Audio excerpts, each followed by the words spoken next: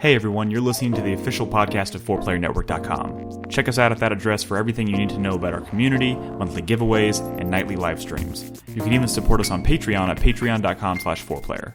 And last but not least, you can catch the live recordings of these podcasts every single Thursday night on our Twitch channel. We hope to see you there. Enjoy.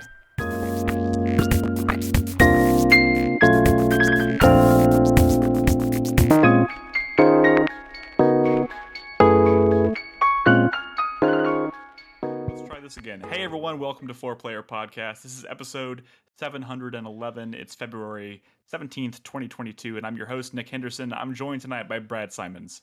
Hi. Again. I hate to have to say it again, but hi. You know, I liked your first bit where you pretended like to mute your microphone. You didn't. I thought you were going to do it that again. Wasn't there, but that required an audio sounds. Yeah, I guess that's just not going to make the cut. Nolan Hedstrom is joining us. Hey, how's it going, everybody? Christopher Davis. I'm turning in my 2 weeks' notice. And Krispy. Hello.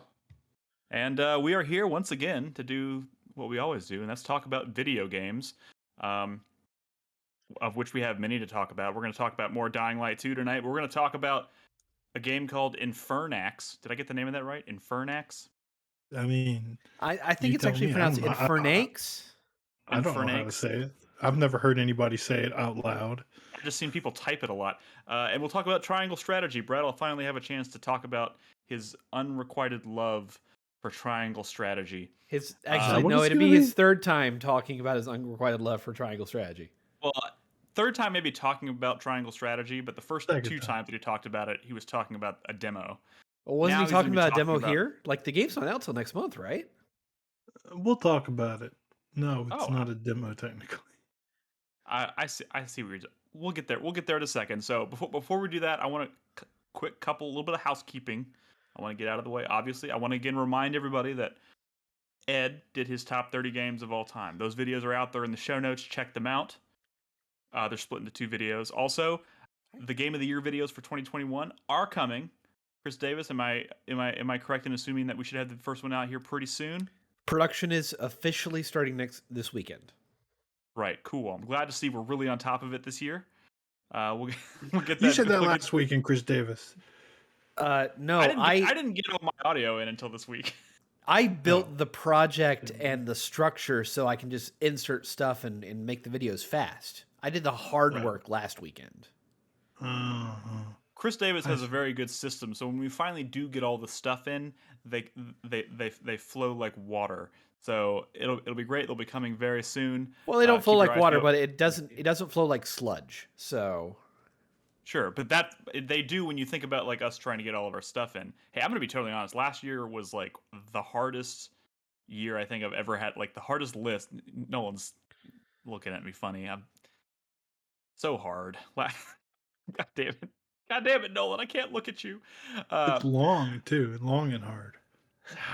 Man. Anyways. Let's just push right through this. Moving on. We shafted our community by taking way too long to make those videos. This is terrible. It's all right. Nick, it's okay because this year's is coming soon.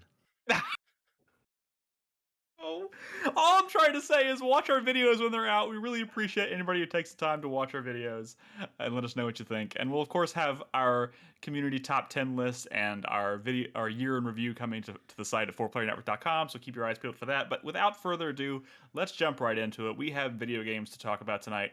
I'm going to save Dying Light 2 for the last one because we talked about it last week. So I want to start with one of the 2 games that Brad is bringing to the table this week. I don't know which one you want to start with, Brad. You tell me. Oh, Let's go for Infernax. Infernax? Yeah. There's got to be another way to say that, right? There's always another way to say it. I mean, but Infernax makes... Actually, you know what I realized? Infernax, maybe? I thought I could try and say that name without putting the emphasis on the Nax part, but it's actually quite difficult. What is that? It's Infernax. Infernax. Infernax. I don't know, but Brad is full screen. I don't know why. Okay, there we go. What the hell was that? He's on my screen twice. I don't like it. Me either.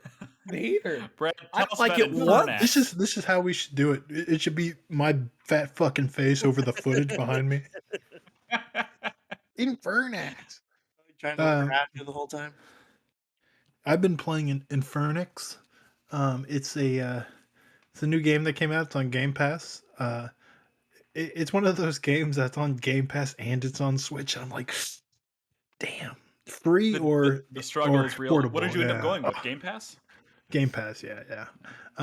Because I heard the Hard to game argue wasn't it's super free. long, so didn't need to be in my hands. I could sit at a PC for long enough. That's what she Um, said.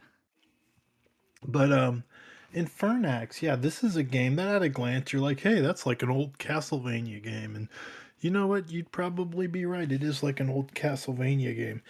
In fact, this is sort of like I'd say like a love letter to Simon's Quest, which was the second Castlevania one game that's more like open ended. Like it's one world and you're going into dungeons and there's towns and you're talking to people. It's also Yeah, yeah. very Zelda 2, if you're more familiar with Mhm. that.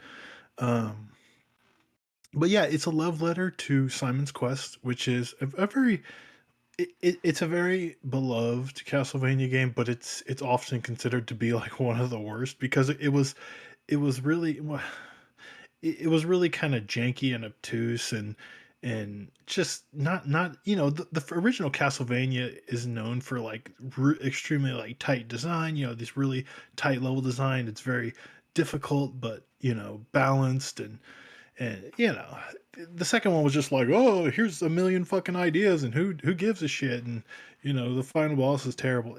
Whatever, but it's beloved, and because of that, people make games that are a lot like it, and this is definitely it's like a bloody, gory version of Simon's Quest.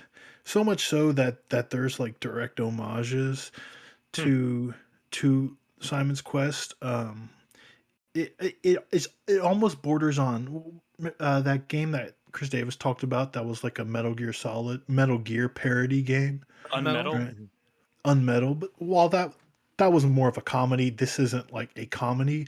But it was a part where I just sensed it, right? I got into this room and I'm like, I'm gonna hit this wall here. I hadn't hit a wall like the entire game, really. But the room seemed so like etched into stone for me, Wait, that sorry. I Are you when you say you're gonna hit a wall? Are you speaking metaphorically? Like I feel like I'm about to hit a oh, no, no, wall no, no, physically, like or I'm literally about to hit a literal Castlevania wall? hit a wall and there's Okay. wall meat in there. There's chicken in Mhm. there. There's whatever. There's meat on a plate in a wall. And sure enough, I break it and there's a meat on the ground and I pick it up and I eat it. And all of a sudden because it very frequently does these zoomed in like detailed like pixel art images and it shows him like retching, vomiting out all this like, "Oh, why did I eat that? That's terrible." And that was very, like, unmetal, right?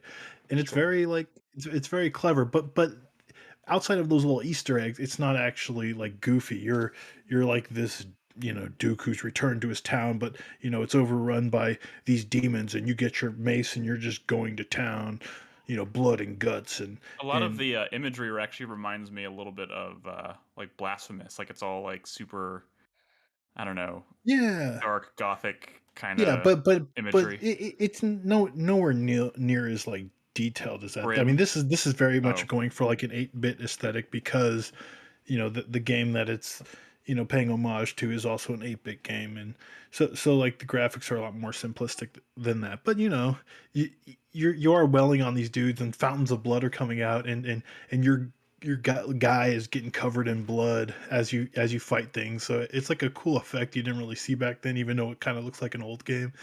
Does it have a day and And night cycle like the original it Simon's does, it Quest? does. Just like Simon's Quest, it has a day and night cycle, and Okay. when the animation pops up, you can't skip it, of course, just because you couldn't skip it in Simon's Quest, and it was so frustrating back then that you couldn't skip they're the not. little message that pops up. Is it a horrible night to have a curse?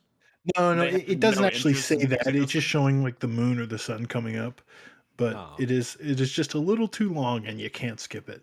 And, So, and, and so just like are in they Simon's intentionally avoiding like fixing or like like is that their way No, of no, no, paying no, no, homage no. to it? This feels much more modern than like an old Castlevania game. Like for example, your jumps aren't like in an old Castlevania game, you have to commit to your jump. Like as soon as you hit that jump button, you're dedicated to that arc. And if you misposition it and you're jumping right into a pit, well, you're going into that pit. There's no correcting in the air. This has like full control over your jump, so it immediately feels like something more modern than like an old Castlevania game. But outside of that, I mean, it has like that really old school difficulty. There are like instant death like pits. Like I don't know if I fall in the water here in a second, but if you fall in the water, like that's it, you lost a life. And if you lose all your life, you're going back to a save point. Um and you have to be very careful and deliberate and like not take a lot of hits because you don't have a lot of health. And but one of the cool thing about the way they kind of do the dungeons in this game, of which there's a certain amount of dungeons that you're trying to figure out how to get to and progress through as just part of the main story. You can kind of like, because there's save points, you can like go into a dungeon, head off in a direction, like find a key, like Zelda style, then head out of that dungeon and save, kind of get your lives back, refresh your health and mana, and then head back into the dungeon and go a different path to where that locked door was, right? So you can kind of like chip, even though it's like really old school hard, easy to die and lose all your progress, you can kind of chip away at a dungeon that way by exiting it and kind of going back in. And it feels sort of designed that way, right? Where, there are multiple paths. Like here, I just got a key, and I'm actually going to head out and save my progress before I head back in because it's really easy to die. Like I fall in this water, like I take a hit, I fly back just like an old Castlevania game. I fall in the water, then I'm dead. I lost that life, and it can be really frustrating. But outside of that, like everything feels kind of like good and modern. Like I really like fighting things. It has kind of the Zelda 2 style. Like like when you're fighting the knights in Zelda 2 and you have to like hit them lower when their shield is up, or when they drop their shield you hit them high. Like you kind of have some like high low like combat versus some of like the harder knights and stuff, and that feels really good. um I would say like as the death animations are really cool. Anytime you take a death blow, like the whole screen goes red and it's just your black silhouette, and it's like usually like a really gory kill. Like for example, like if a spike thing drops and kills you, gets the kill, then it'll cut red like that, and then you'll see like the spike stomper just like like hit you like a bunch of times with blood flying everywhere, which only happens Fuck you up. on like Yeah. on like a kill, like a death blow, which is like a really cool effect. The other thing that this game does that's pretty cool is it has like there's points in the game where you come across these events as you're exploring the world and stuff, and where you'll be making like choices that are, I don't know if they're necessarily good and evil, but from reading up on the game, I hear that you could end up going down like an extremely evil path depending on like what decisions you make in these like events. Like for example, one of these events was like I come across this like vendor who has like a little shop, and there's like these like jerks kind of like hanging outside, and they're like, "Hey man, we're just having a drink, we're just partying here." And I go in there, I talk to this guy, he's like, "Hey man, can you get rid of these guys? They're kind of like fucking with me." And you can go back out there and they're like, "Nah man, kick back and just have a drink with us." And you could choose to like expel those guys because you're kind of playing like a paladin type, or you can choose to like hang out with them and kind of get into some dirty deeds. And I've been kind of like making like pretty good decisions, but those decisions will actually affect like what kind of like spells you get, right? Because if you end up like saving that guy and driving off those bandits or those brigands or whatever, then he'll sell you like the healing spell, right? But I heard if you kind of like get into it with these guys, and you'll end up, I don't know if you end up killing that shopkeeper, but he ends up like giving you a spell that's like a life drain spell, right? So it heals you, but it also like does damage. And it's cool that like a game like this, which wouldn't really have decisions and stuff like this, actually has like a path, like a kind of like a a good and evil path that leads to like very different endings. And I think the evil path, you're even like allying with the devil by the end of it and stuff. And it's just sort of a thing that has me excited to kind of play through the game again.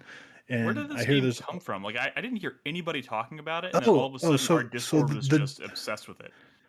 the developer of this game is made a game called Just Shapes and Beats, which Oh, that's I don't this know if guy? it's a game you played, but it was kind of a PAX darling for years, right? Anytime Oh you saw yeah. it at PAX, it always had like a crowd and people were Yeah. trying to like, It was always a you know, corner booth.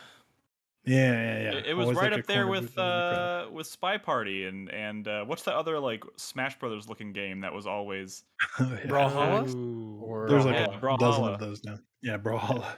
Yeah, so it's that developer, and I Wow, don't this is know. a departure. It's just it's really good. I mean, there's a lot of nostalgia and a lot of the Easter eggs are really cool. Like I got to a screen and I was like, I immediately recognized this. I went to the wall in the corner, I crouched down, and I waited for 10 seconds, and a tornado showed up. I was like, that's like a famous Simon's Quest thing that like Yeah. super obtuse. How would anyone know to go to this point, to crouch down for so long, equip this gym, and then a tornado takes you away? The game doesn't Sure tell enough, you anything in Simon's Quest about how to do that. sure Cuts enough, a you out of like tornado a third of shows the up. game. A tornado shows up, takes you up into the sky, and there's like some text, and he's like, why did I fucking do this? Or like, this was stupid. And then you just see like bones and blood flying out of the tornado, and you just die. You just die. So there's You're cool, like Jodie Foster's dad in Twister. yeah. But like the only way you're gonna find that Easter egg is if you're very familiar with Simon's Quest, or angry video game nerds playing a Simon's Quest or whatever, right? Like it's a very famous scene, even if you've never played that game. But the screen looked almost exactly like it, and I was like, oh, you get rewarded for having that sort of knowledge of that old game. And That's almost like that's all like I hear about like how similar this is, and I'm just thinking to myself like, can they do that? Can you like literally? yeah. I mean, Just one for one? Konami's not. They're just a Oh, a right. pachinko Konami company, doesn't give a so- shit anymore. I forgot. No, that's no. that's the other thing. No, it's just homage, anyways. It's not like it's not like they're. But at some point, it sounds like this is less. of what. I would say it's this using the game same would code, get less obviously. into legal trouble than Vampire Survivors did, the game I talked about last week. Yeah. That one's way more like likely to get a cease and desist from Konami, Yeah. I think. But I don't. Both are fine, right? But I guess 2 weeks in a row, it just shows you that people really love Castlevania. Indie devs really love Castlevania. Oh, of course. I've got a Yeah. question for you, Brad. Yeah. If I only Yeah. had time to play one, would you recommend this or Astalon? Astalon. Dude, that's a very different game. And having wasn't the played question, Astalon Brad. and 100% at Astalon, that's a much like more substantial, meaty game than this. This is, this is not even, I would say, like some like a rewarding like Metroidvania in terms of like level design or anything. Like it is so specifically, Simon's Quest, Link's Awakening. I mean, not Link's Awakening, Adventures of Link, and so it feels very old. Astalon is like one of the best Metroidvanias kind of out there, in my opinion. So I would probably still say that. But if you have love for like Simon's Quest, this is the one. I mean, it's fun. It's cool. I think the challenge is it's a tough challenge, but there's an upgrade system, and it still feels kind of balanced. So outside of falling in holes. Hey, real quick, I don't know. before we It's move good. It's on- on Game Pass. Just play it. I don't think this is like a big long game. Is this another situation? Are you telling this to Krispy again? Because Krispy still doesn't have Game Pass. Oh, well. We have this conversation like every week. I'm gonna get Krispy Game Pass this year. Since Well, I mean, that's- if you have a PC, even if it's not a super one, you should still have Game Hey, Pass but because it's. before we move on, important. Yeah, I detail. know. I think this is just like a Venmo thing for me again, where like I'm happy now. Why would I change the way things are, right? I mean, access Stuck in his ways. all these amazing games. Hey, Yeah. before we move on from Infernax, I want to clarify something that came up in chat. Thanks to Nolan. It's Helen Hunt Doesn't- in Twister, Doesn't not need to Jodie be Foster. clarified. What did I say? You said Jodie Foster, and Oh, that's I why I meant was Helen Hunt. confused. But then I started How thinking, like, rude. maybe Jodie I meant Foster's Helen dad Hunt. was I'm a character. sorry. I Like, meant Helen Hunt. I mean, why not It's funny instead? though. okay. Why not just It's do funny. Kevin Costner I and Man get of them Steel? confused in my mind. The only thing I really remember about Twister is Twister Ride It Out, the experience at Universal Studios, which was actually really cool despite how little nostalgia I have for that movie. Yeah, it was great. Bill Paxton in the pre-show video is talking about tornadoes. He's like, "That's why some people call them the finger of God," and it's just great. I love it. I just It's a- remember I wasn't ready for that, Ruck, Crispy. Alan Ruck from Twister as It- Rabbit. Oh man. Alan It's Ruck. it's an underrated Philip Seymour Hoffman supporting. Oh, Philip role. Seymour I mean, Hoffman. how it's, did I forget I mean, that? it's from that early part of his career when he's still just kind of like a jobber showing up in other movies from time to time, Yeah, and you're like, this guy, he's going somewhere. yeah, never Man, it's not. funny. The going moment you said insane. Jodie Foster, I saw that movie quite a few times when I was younger, and I'm picturing scenes from that movie. My brain immediately replaced Helen Hunt's face with Jodie Foster's face, and I didn't even notice. Yeah, I know they're Yeah. too similar. They're too similar. All right. Before we move on to Brad's second game, I want to check. I know nobody else put anything on the dock, but I want to see. Nolan, you still going with Pokemon? I assume is that what you've been? Very much. I've been playing a lot of Pokemon. I've been playing some more Stardew Valley with Bernadette. I've been playing Monster Train. So I'm definitely playing plenty of things. I'm just not playing anything new. Gotcha. Yeah, Pokemon's still Crispy, what going about good. you? Just Oh, real quick sorry. on Pokemon. Yeah, you're fine. You're beautiful. Just going through the story. Catching Pokemons. I got another shiny. I got a Tentacool, which I fairly quickly evolved into a shiny Tentacruel. Tentacool? Yeah. Is he a cool tint? It's okay. It's like a Normally jellyfish, Brad. Tentacool is blue with like red, like I don't know what they are, gems, orbs, whatever the Yeah. fuck they are. But this one, it's Right. like green with blue. Sensory It's organs. yeah. But yeah, so playing through the story. Story is still meh in my opinion. But it is still fun to kind of explore the world, and I've gotten new traversal methods that make it, more enjoyable to kind of go around and stuff. But yeah, Yeah. enjoying I it. said this in Discord this week, and I was really sad. But I think I just have to accept the reality of the situation, and that I just don't think Pokemon does it for me anymore. Like I'm not feeling the pull. I'm still sitting. I haven't touched it in like 2 weeks now.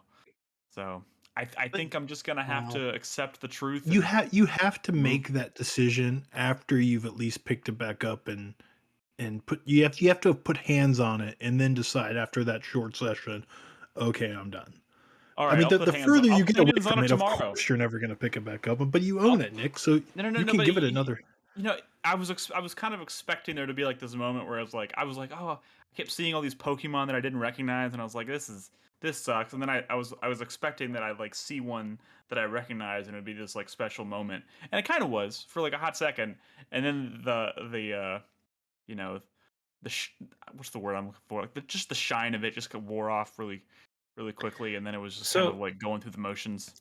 I don't know. Nick, I would say the thing that's kind of driving me to play this game is not necessarily me seeing Pokemon that I'm nostalgic for, just because there are so many Pokemon in this game I don't know. I would say it's more about exploring the world, encountering Pokemon, trying to capture them, looking at the Pokedex and seeing, oh, these are all the things I need to do to complete this Yeah. Pokemon's entry. So more about, oh, next time I encounter this one, I'm going to try to do this instead. Maybe I'm going to capture it while it's sleeping, or maybe I need to feed it something and stuff like And that, and I've kind of gotten a trying to taste the of that completion stuff. aspect of it. Mhm. I've gotten a taste of that stuff, and I thought that was honestly going to be kind of the loop that really sucked me in. You know me, I like open world games. I like checklists. I'm into it. I'm sorry. I'm not going to apologize. Or I just did apologize. Whatever. The point is, I like open world games. Sorry. I like checklists. I But would I don't know also what it maybe is. say, Nick, for you, if you do pick it back up, I would say try to beeline the story a bit for the main fact that you get multiple mounts that make world traversal more fun and better. You get one that basically makes you like Nezuko from Demon Slayer, if you know what that means. I don't know what He that means does not. actually. Brad immediately recognizing that that's going to go over my head. Thank you. um, Is that some but anime yeah, nerd shit?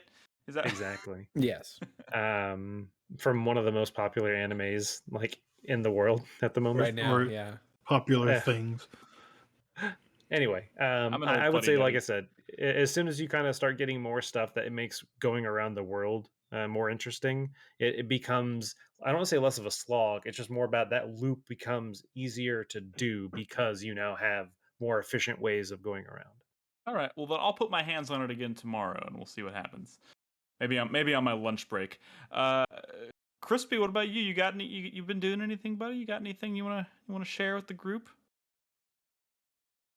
Time's Nope. up. Moving on. Just kidding. No.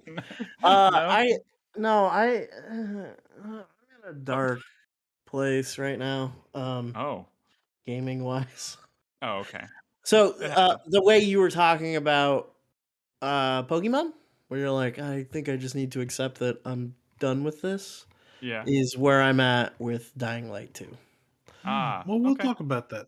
Yeah, we'll definitely get there because I'm having similar Yeah. kind of thoughts, but also like part of me I can't tell if that's just because I want to give myself like I don't want like Horizon is coming in tomorrow and it's like I don't want to just not play Horizon right Mhm. now. So it's like is that influencing is that tricking my brain into thinking I'm not enjoying this game as much as I am? I don't know. We'll talk about it. I want us to have a bigger conversation about Dying Light 2 before we cut to break.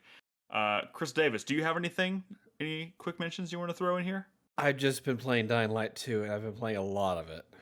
All right, well then shut up. We're going to talk about Dying Light 2 in a few minutes. Brad, before we do that, you had another Yes. game that you want to talk about Yes. that you have lots of thoughts about.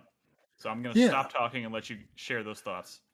Triangle Strategy. It's it was on my. You watched my video. My top 5 most anticipated of the year, most excited games. Got me excited. Whatever.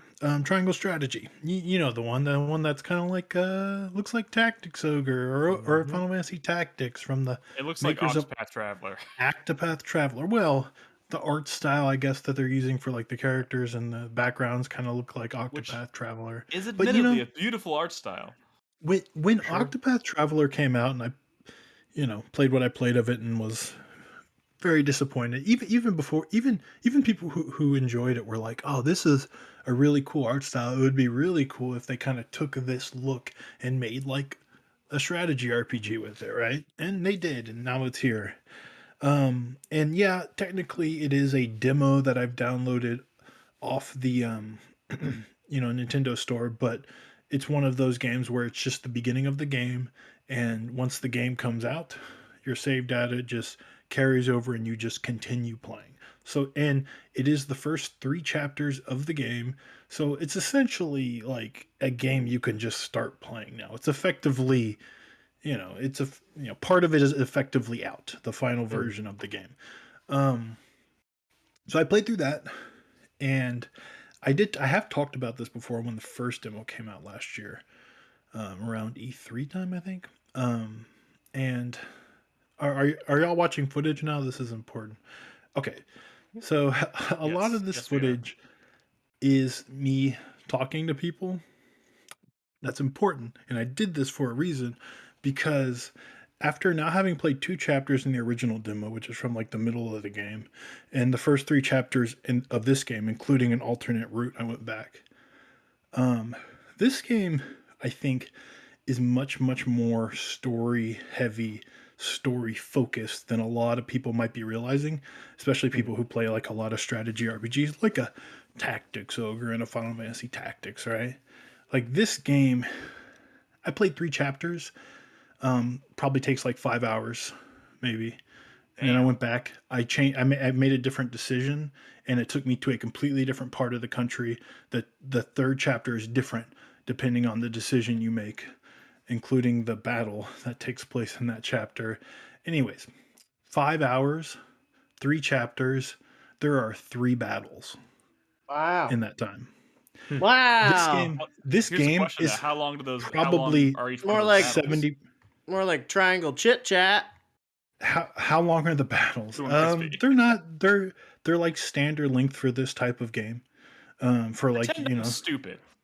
Tell me like I'm in kindergarten, Brad. Okay, How like long are these I battles? would say When the I would big say hand like is half an hour on the long end.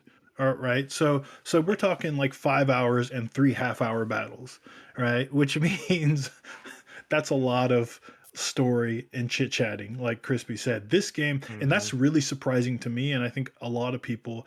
And this is kind of how it was in that first demo as well, which was 2 chapters. Which I guess I wasn't as surprised as I am now, because more chapters. I took an alternate path, so I effectively played 4 chapters, and it's a lot of chit chat, a lot of story scenes, a lot of walking around talking, a lot of like voting, and I know you're gonna get. I know you're gonna get to this, yeah. but I feel compelled to ask right now because I know you voiced a lot of obviously concerns about the voice acting, and No, so I assume this is you're what we're playing. talking about. This is what we're talking about right now. Well, okay. Well, what I was really gonna ask you was like, there's that much. There's a ton of chit chat story stuff. Would you describe that as better quality writing than like Octopath Traveler, which is obviously where it's probably going to make the most comparisons Oh, because so this is Octopath Traveler is a very different game. It's a very simple game. I feel like that like but, like I feel like I would have kept going with that game if the story had pulled me in. okay, Does the story here's at the least thing. Here's the thing. interest you? The story here is like compelling because like it's paying homage to like Tactics Ogre and Final Fantasy Tactics, and those are Matsuno stories, Yasumi Matsuno stories. They're very like you know like warring countries and families and royalties and the church and politics and like a lot of like backstabbing and Right. deceit and look, maybe not everybody's played those games, but have you heard of Game of Thrones? I'm sure a lot of y'all are familiar with Game of Thrones, right? It's very Yes. much like that. So this is very like Game of Thronesy, right? Where there's a lot of like building tension A of lot like of people, these walking around the alliances. garden. Yeah, yeah. A These lot of alliances walking and around the stuff, garden. the alliances that people are making seem very like, dude, nobody trusts anybody. All this shit is like barely hanging together.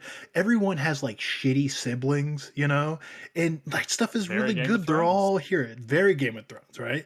And like I find the story really compelling because I know where this kind of story goes, and Mhm. it's pretty obvious. Like, oh, this brother and sister, they're just fucking assholes. They're like Lannisters, right? And that stuff is good. And this is a very story heavy game. So that stuff better be good. And I think the writing is fine. It here's the If I issue was to though. stop you right here, I would already be on board. But I feel like Well, there's a big here's twist the coming. issue. There's a Like big old but. the voice acting is real bad. Like it shouldn't be this Are you playing in bad. Japanese or in English? I'm playing in English. You And play in we'll get to the Japanese. Japanese. Well, I switched to Japanese. Let me tell you, people think that switching to Japanese solves all your voice acting problems. You can have bad, generic Japanese voice acting as well. It could still be a Sure. little like clunky, stilted, like it didn't sound good Monotone. in Japanese either. So I switched back to English because it's just easy. I can listen while watching a kid or whatever, right? I don't have to like laser focused on these very long scenes reading subtitles, right? Right. I Mhm. mean that's just why I kind of play in English. And the real crime of it all is that not all of the voice acting is bad. Like a lot of it is bad.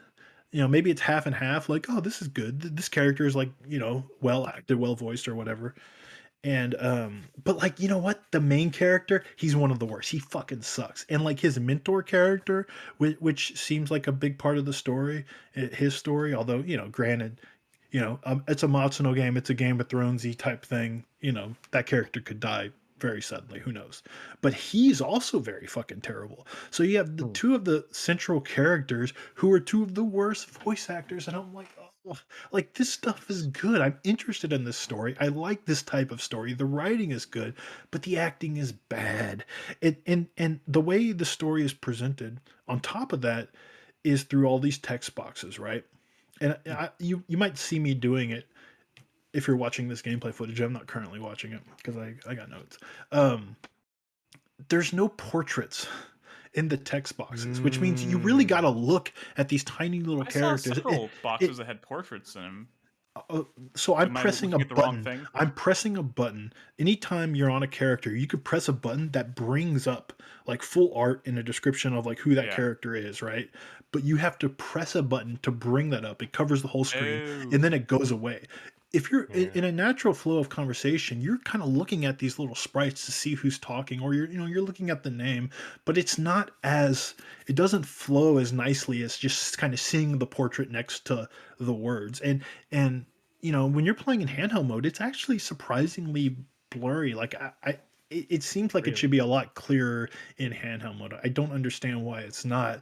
And the graphics can get a little muddy in that case, and you're really kind of like, okay, who's talking? It's this Sometimes that person. peripheral depth of field almost comes in too far and it starts like blurring stuff you're actually trying to Yeah. focus on. Exactly. And I think people really underestimate like how much like having a character portrait in that text box like adds to that readability, and that just the flow. And it's like the art's there. The art's there. You press the button, you see that art. All they had to do is take that head and put it in the text box, and it's like it's so frustrating. And the art's good too. I don't understand why they did. So like the way that story is presented is just is it doesn't live up to like what the story and the writing's actually doing, and I find that really frustrating. And I wouldn't harp on it so much if this wasn't such a story focused game, and it is. It just is. That's what they made, and that's fine. You're making a lot of decisions that affect the scales of justice, or in terms of I guess how your character is kind of building behind the scenes those Mhm. relationships. Like you're constantly making decisions, and it's constantly like flashing a little symbol up in the corner, and Right. and then you're making like bigger decisions that like, okay, okay, this tourney that we held is over, like because the story starts with a tourney, and are we gonna like, and you're now the leader of House Wolfort, which is like kind of like the first house, or like the most loyal house to like the royal family who resides in your part of the country. um and you get to this position of like, should we go visit the Lannisters, or should we go visit Dorne or whatever, right? Like Mm. you're literally making, that seems like the choice you're making. And you have some people in your party who want to do one thing, and some people in your party want to do the other. Like your betrothed wants to go to one place because that's where her mother came from or whatever, You have a and betrothed. you have a betrothed who has pink hair, and some people in parts of the country look down on people with pink hair, by the way, because of That's course rude. this is a Matsuno story. um Not literally. And so you go through these like story sequences where you're trying to convince, you're trying to like convince people who are saying they're going to vote one way, to like, no, come on, let's go to this place for this and this reason. There's dialogue options, and you're trying to tell them the thing that they want to hear to try to convince them. And you'll have dialogue options that are locked out that you can, by talking to people in town and stuff, will like make options appear for these sorts of conversations that you're going to have later. I assumed when I Mm. played that first demo, or I made this assumption that if I just talk to everybody, get all the information, exhaust it, then I'm always going to have all these dialogue options, and I'm always going to be able to present an option that's always going to get people on my side. I could game this to where I always get my way. And what I found out through my experience and talking to someone else in Discord, I forget who it was, that no, like if me choosing that locked option that becomes unlocked doesn't really, it's not really like a choice that applies to everyone. You still have to think about what kind of decision is best, the person you're talking to specifically kind of wants to hear. It's not as simple as that. It's kind of like Alpha Mm. Protocol or whatever, right? Like don't just make a don't make the dialogue choice that best fits the character you want to play, but pick the dialogue choice that best fits what the person you're Person you're talking talking to to. Yeah. wants to hear. Mhm. And that's good. That's good. Right. And sure That's enough, kind of advice for life as well. well, yeah, sure.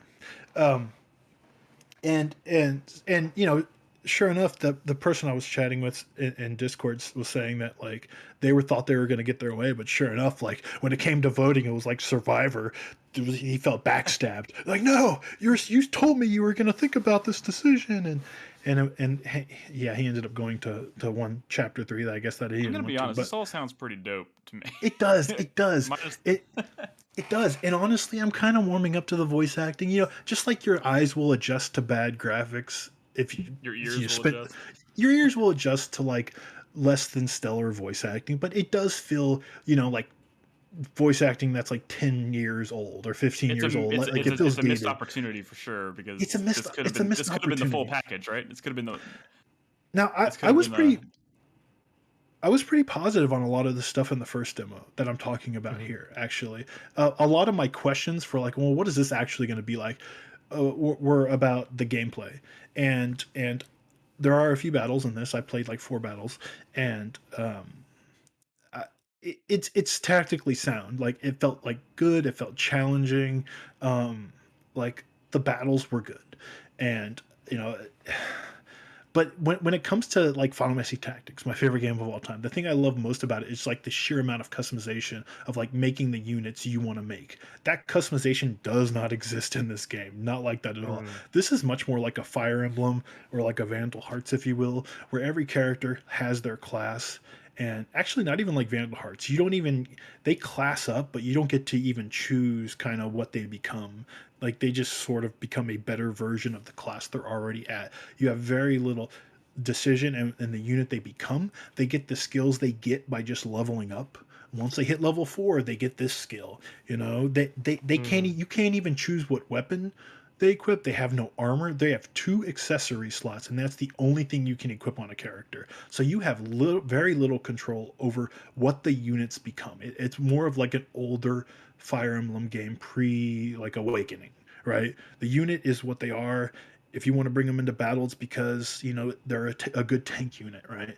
And you might need a really good tank for this battle, so bring your tank. And that's really frustrating. That's really disappointing for me because again, like really good customization is the stuff I love most in these games. Like when I talk about a game like Fellsil that is a really good homage to something like Final Fantasy Tactic, it's because like they really nailed and understood how to do like really good unit customization. That's not in this game, and I didn't know in that first demo. I was like, well, it's an early demo. Maybe it's just not in yet, or maybe I don't have access to it now. But now that I've been playing from the start of the game, I played 3 chapters, technically 4. Like, I know that stuff isn't there now, and it has me like really disappointed. And even like classing up a character, like you get a little bit of a stat boost, almost like a Fire Emblem game. But I'm looking at that stuff because you know I look at that stuff like really hard because I'm that guy who really stares at a Nerd. menu, and I'm like, why is my like tank knight leveling up and he's getting a point in like magic damage? Like I was like, why is like it almost felt like a bad level up in a Fire Emblem game. I don't even understand like the stat they get when they level up. So it's That was a common complaint with Three Houses, wasn't it? well, Fire Emblem in general is Oh, okay. has random stat level ups. It seems very bare bones and very simple. Like this is the first strategy RPG we've ever made. We don't want to fuck this up. You can like level up weapons, but it's like really like not in any interesting ways. Like really, do you want this sword to do 1 more point of physical damage, or do you want the sword to give you, 10 more points of health? Like you're doing Mm. really basic, simple stuff. And that's not necessarily a bad thing, because if a game is tactically sound and challenging and the battles are fun, you don't necessarily need all that stuff. But the like a game like Final Fantasy Tactics is, I think, as addictive and fun to play as it is because you feel like you have so much control over what you're bringing into a battle.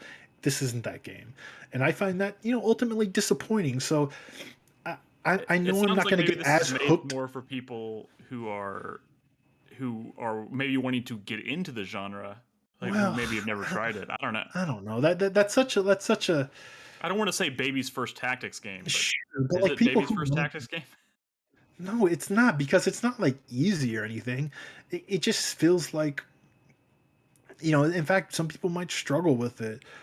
If anything, I'm worried because it seems like their first stab at this type of game. Not just that it's going to be a little simple and bare bones, but I'm a little worried about balance as well. Like remember, you have very little customization over these characters. They are what they are. But there's a character who's kind of like looks like an assassin-y rogue type character. Like in terms of personality, she's kind of like your spy or whatever. She can just attack twice, which is like something you usually got to like really grind out to be able to do, like a late game ninja or something or in any other like strategy Now it's just part of RPG. her This is build just by a default. character who does that from the start. And it's Mm. not just like attack twice. She can like, I'm going to attack and then I'm going to throw my poison bomb. She just has 2 actions for no reason Oh wow. at level 1 when But everybody else can just do one thing. And I'm like, that seems really broken and overpowered. I don't understand that. That's weird. Well, there's got to be like counterbalances there, right? Like she's weaker, or she takes Well, this is what I'm talking damage. about. She doesn't seem she's far more effective than everybody else because she's not weaker. She does two actions. I mean, it's like if you let her attack twice, but she's weaker, it's like why not just make her normal Yeah, strength and she have her could attack she could once? No, I'm saying like she she might takes more damage or something. she's not as tanky as my literal guy who only has a shield, but like she can attack and then use a healing item. It's just like it's a really overpowered function for a level 1 character to have. It's literally like dual wielding a ninja in Final Fantasy Tactics requires 999 job points. It's the hardest thing to get Here's a unlock in the game. question, and maybe this is the kind of thing that maybe we're still too early to really see like the full picture, the full context. But like, is it possible that like decisions you make in the story could ultimately lead to a character like that dying and being Yeah. unavailable No, to no. you? So it's like, So I believe that, as well as like decisions you make, like leading to you getting certain party members and not others. Like, in the route I chose when I went back to replay it, or that chapter, and I went to a different part of the country, I recruited a completely different character, a different type of character, because you're just in a different part of the world and there's a different story going on. I don't know if I'm going to go back to the other place later necessarily, but I don't necessarily think so because it was just sort of a yeah. Uh, Do they I don't know. do they still do in combat? Do they still do the whole facing thing? Yeah, you do the facing thing. Another thing that it seems really important to combat that has me a little bit worried in terms of like a balance issue is how like effective or how important it is to like position your characters in such that when you attack, another one of your allies is on the other side of them because they get a free like back See, attack, that like a seems free back attack, and like the enemy does it too, and that's so that much seems more crazy. effective. That seems really weird. That seems weird that they would have facing and they would also have positioning. Um, I don't think yeah. I don't like that. I don't like that. I don't Well, like I would mean, something like that make more sense on like a bigger, like on a bigger playing field? Because I mean, Well, I you can't think I don't know. Without I don't know. It's a whole. This is a whole kind of like grindy minutia of game design kind of thing. But like when you're doing these like turn-based, like war game style combats, like there's there's a difference between like what you're trying to model and what mechanics you're actually like what kind of behavior you're incentivizing with your mechanics. And I feel like positioning and facing, two different things, are both trying to model the same thing, but when you stack them on top of each other, they create a situation that is like counterintuitive to what it is that the rules are actually trying to model, right? And I mean, even just positioning in its own, like that's a thing that's been in tabletop wargaming for a long time, and some systems ditch it. D&D very famously ditched it because it leads to like these weird behaviors of like setting up conga lines, what they call a conga line, Yeah. where everybody is just standing in a line to do Krispy, extra damage to the next person down the line. can you maybe kind of elaborate on why, being someone who maybe is not as familiar with these types of games and stuff, why that combining those two is bad? And I know you had mentioned like conga line, but I like, just think it's like because if you really think about like like when you're playing Final Fantasy Tactics and Tactics Ogre, like those games are taking like kind of tabletop wargaming rules almost like just as a complete package and putting them in the game, right? Mhm. The context that you maybe don't get from the video game is that like in D&D when something says like okay this character is in a 5 foot square, so every square he moves is 5 feet, right? Mhm. Really think about how much space that character is taking up in that 5 foot square, and think about how much time is passing per per round, and the idea Okay. is that there's kind of like this fluidity of action and motion that you just kind of like assume that isn't necessarily like displayed by the combat. um Okay. uh so like I what am I trying to say? Like so like if I have a sword and shield and I'm fighting you, right? Mhm. And you move around to my left side, right? that's kind of trying to catch the same thing as like if I was fighting you, you were on my left and somebody else was on my right. Like I can't split attention between you. I have to pick one, and when I pick one, I show my weak side to the other guy, right? Sure. Okay, so that's kind of like what the idea of like facing is. But you know, if I'm in 5 feet of space, then that guy who's next to me isn't actually that close to me. And if a turn is like multiple seconds, like is like 6 seconds, like it is in like a tabletop game, right? You know, that kind of means that like you could block a hit over here and conceivably reposition in time for another hit over here. So that's why making it so that like if I'm facing this guy and someone's attacking me from behind, it's less realistic because in real life, according to the math of the game, I should have more time to move around and like and like Reposition yeah, and kind of like defend two different Yeah. points. You know what I'm saying? I mean, I'm not like a warfare expert. I don't know how it works in real life as far as like sword fighting, you know, second by second, but like that is a little closer to something that you would see like in a movie, which is kind of like what these things are modeling. You know what I Sure. mean? I'll say this about triangle strategy. I think the decisions they made for like the way things are in the game, the way things are in the game, the way they are, the way they are that they are, is because that they're just pulling from what games were doing, Right. 20 years ago. Like this is like straight up an homage. In terms of like gameplay, they don't. I feel like they don't even have an original thought in their in Hmm. their Well, I you mean, know that's kind of what it seems like. design. It's like, oh, some games did this, some games did that. Why don't we just take them both? You know, and without It's a much consideration for hodgepodge. like, Yeah, I mean yeah, like why maybe it's people a don't lot of do that it's a lot of anymore. stuff like that. Hmm. But it's You it's said that good. you've I mean, it's played. not bad. You said you've played 5 hours at this point, right? With just only three Yeah, battles.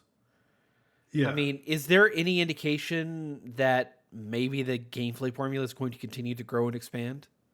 The reason I don't think that the balance is going to change is because this is sort of what the balance was when I played like 2 chapters from the middle of the game in that first demo. Like I think it is what it is, and That's Okay. definitely a factor I forgot to consider. Is that first demo took place not at the later in beginning, the but at a game. different portion of the game. Okay. So That here's was my 2 battles. question. We probably need to move on here, but Yeah. my question to you, because I didn't really know where you stood. I knew you had some thoughts, and I knew you had maybe been disappointed by that original demo, and I know how I you feel wasn't about Octopath. disappointed by the original demo. I Well, was I was sorry. very impressed and hopeful.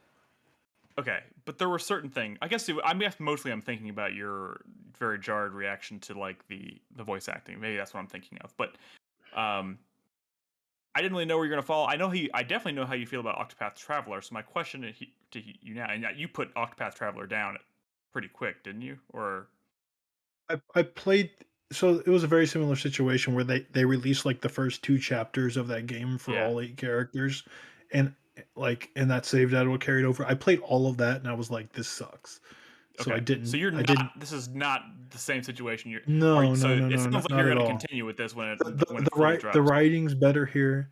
Octopath, I mean, yeah, the writing's better here, and I'm more interested in the gameplay systems because in that game it was just sort of like a throwback to like a JRPG, which is can already be a little simplistic in a lot of ways. Right. That game did have a pretty good battle system, but a JRPG battle system is just not as like you know like crunchy as like a grid based tactical game like this. So Hmm. I'm immediately more interested of this game from the Okay. story and characters and gameplay. So yeah, I do plan to play the final release. Like, of course, This is coming out in March.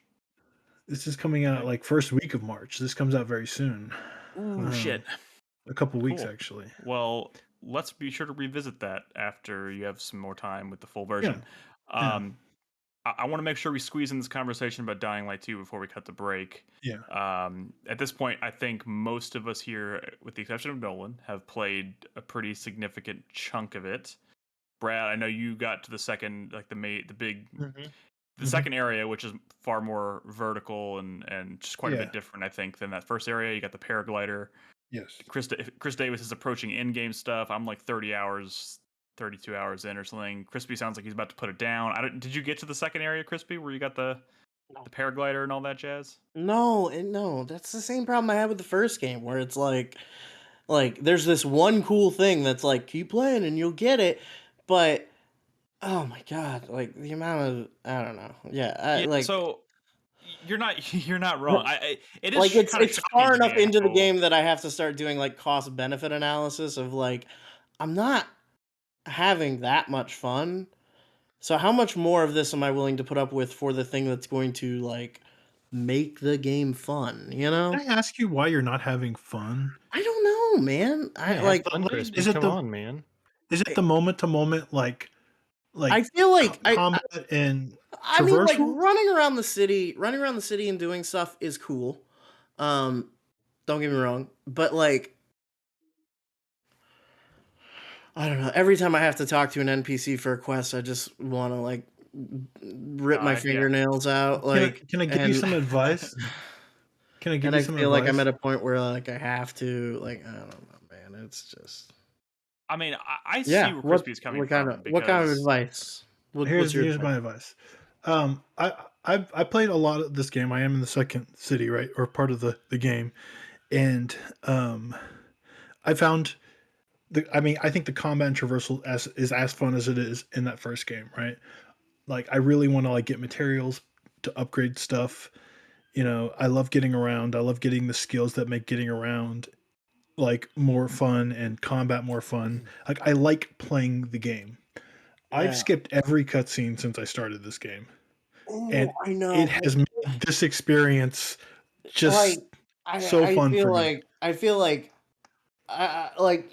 yeah, and I You get can it, run through that stuff so easily and but so quickly. also it's just like I already feel pretty unmoored from like this world.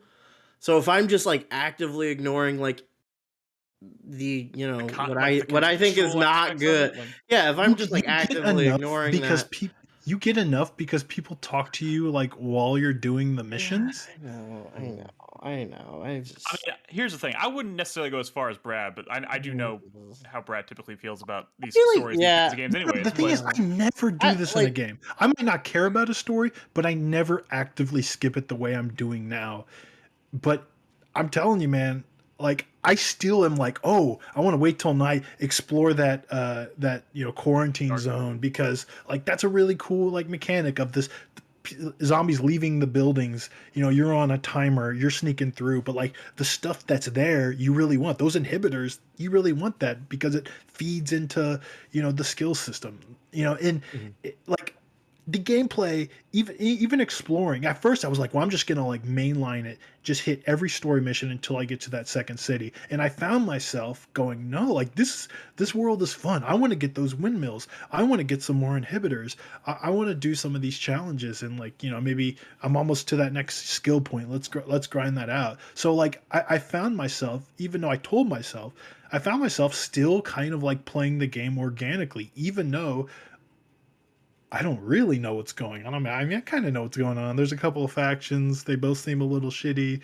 I'm here's looking for my sister.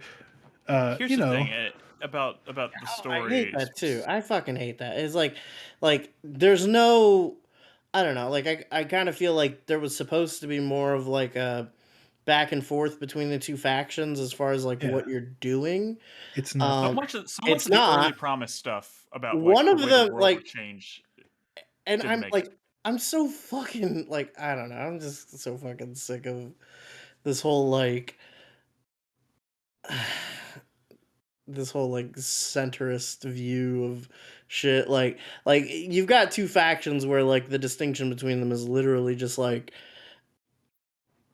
how fascist are they, Yeah, and the yeah. game's still kind of just going like yeah but they both kind of suck, right? Like and I'm just like It yeah The honestly stuff I that's reminds me a lot guess of dragging you Far Cry 4 down and how is they I handle things. guess the stuff that's dragging you down is the thing that everybody dislikes about this game, and it's I and know.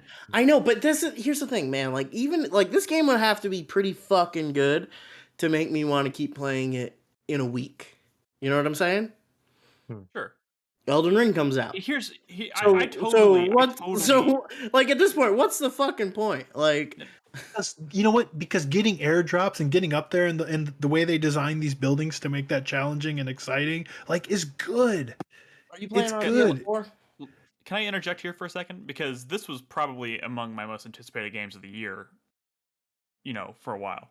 And I think back to playing Dying Light 1, and while that story isn't going to obviously, you know, completely, blow the doors off of writing in video games, I thought it was like fun enough to kind of just enjoy, like mindlessly enjoy, right?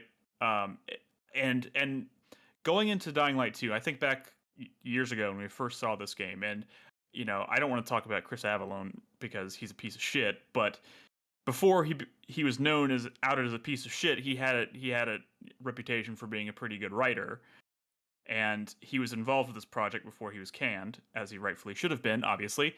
And I'm looking at what's here, and I'm like, I almost feel like, did they literally just scrap what he had written and start over from scratch? Because so much of the writing and so much of the story that's here feels clunky, awkward, just like, and I tend to have a pretty high tolerance for, like, quote unquote bad stories. Like, I can enjoy something even if it's a bad story. I find myself just really struggling with this game, even at the core of, like, the story, like the main driving force of the character is just completely uninteresting to me, and I'm finding myself very disappointed by that. In my opinion, there's like one interesting moment in the story that happens kind of mid-game as you're transitioning to the new city.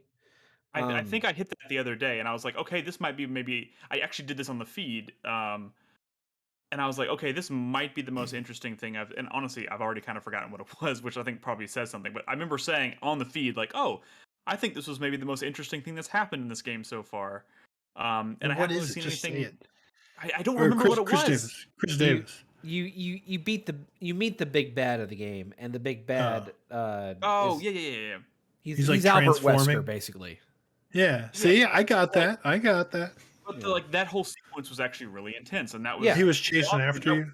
That was the most intense that the game has been so far, and I was so excited for this game primarily from the potential that it had from its, like, world design, because it's obviously, especially once you get to the second area, it's way more vertical than anything that was in the first game, and so much of the early demos we saw for this game were focused on, like, how that verticality changes things. Yeah. And now I'm here, and I'm just like, I go into these skyscrapers and stuff, which is cool, but, like, and it kind of makes sense that in a zombie world, the skyscrapers, which are obviously, like, climbing into the sky, the higher you go, the less zombies there are going to be. Sure. They're all going to be on the ground. So I'm staying on the rooftops in this city so frequently that, like, I'll go long periods of time without running into zombies. And if I want to fight zombies, I have to kind of go down to the ground level, and that kind of So hold on. sucks. Do you want to fight zombies, Nick? Well, no, I mean, here the part of the appeal kinda of Dying have Light to. is avoiding the zombie, but, like, so much of the upgrading in this game is tied to taking out special infected. Gotcha.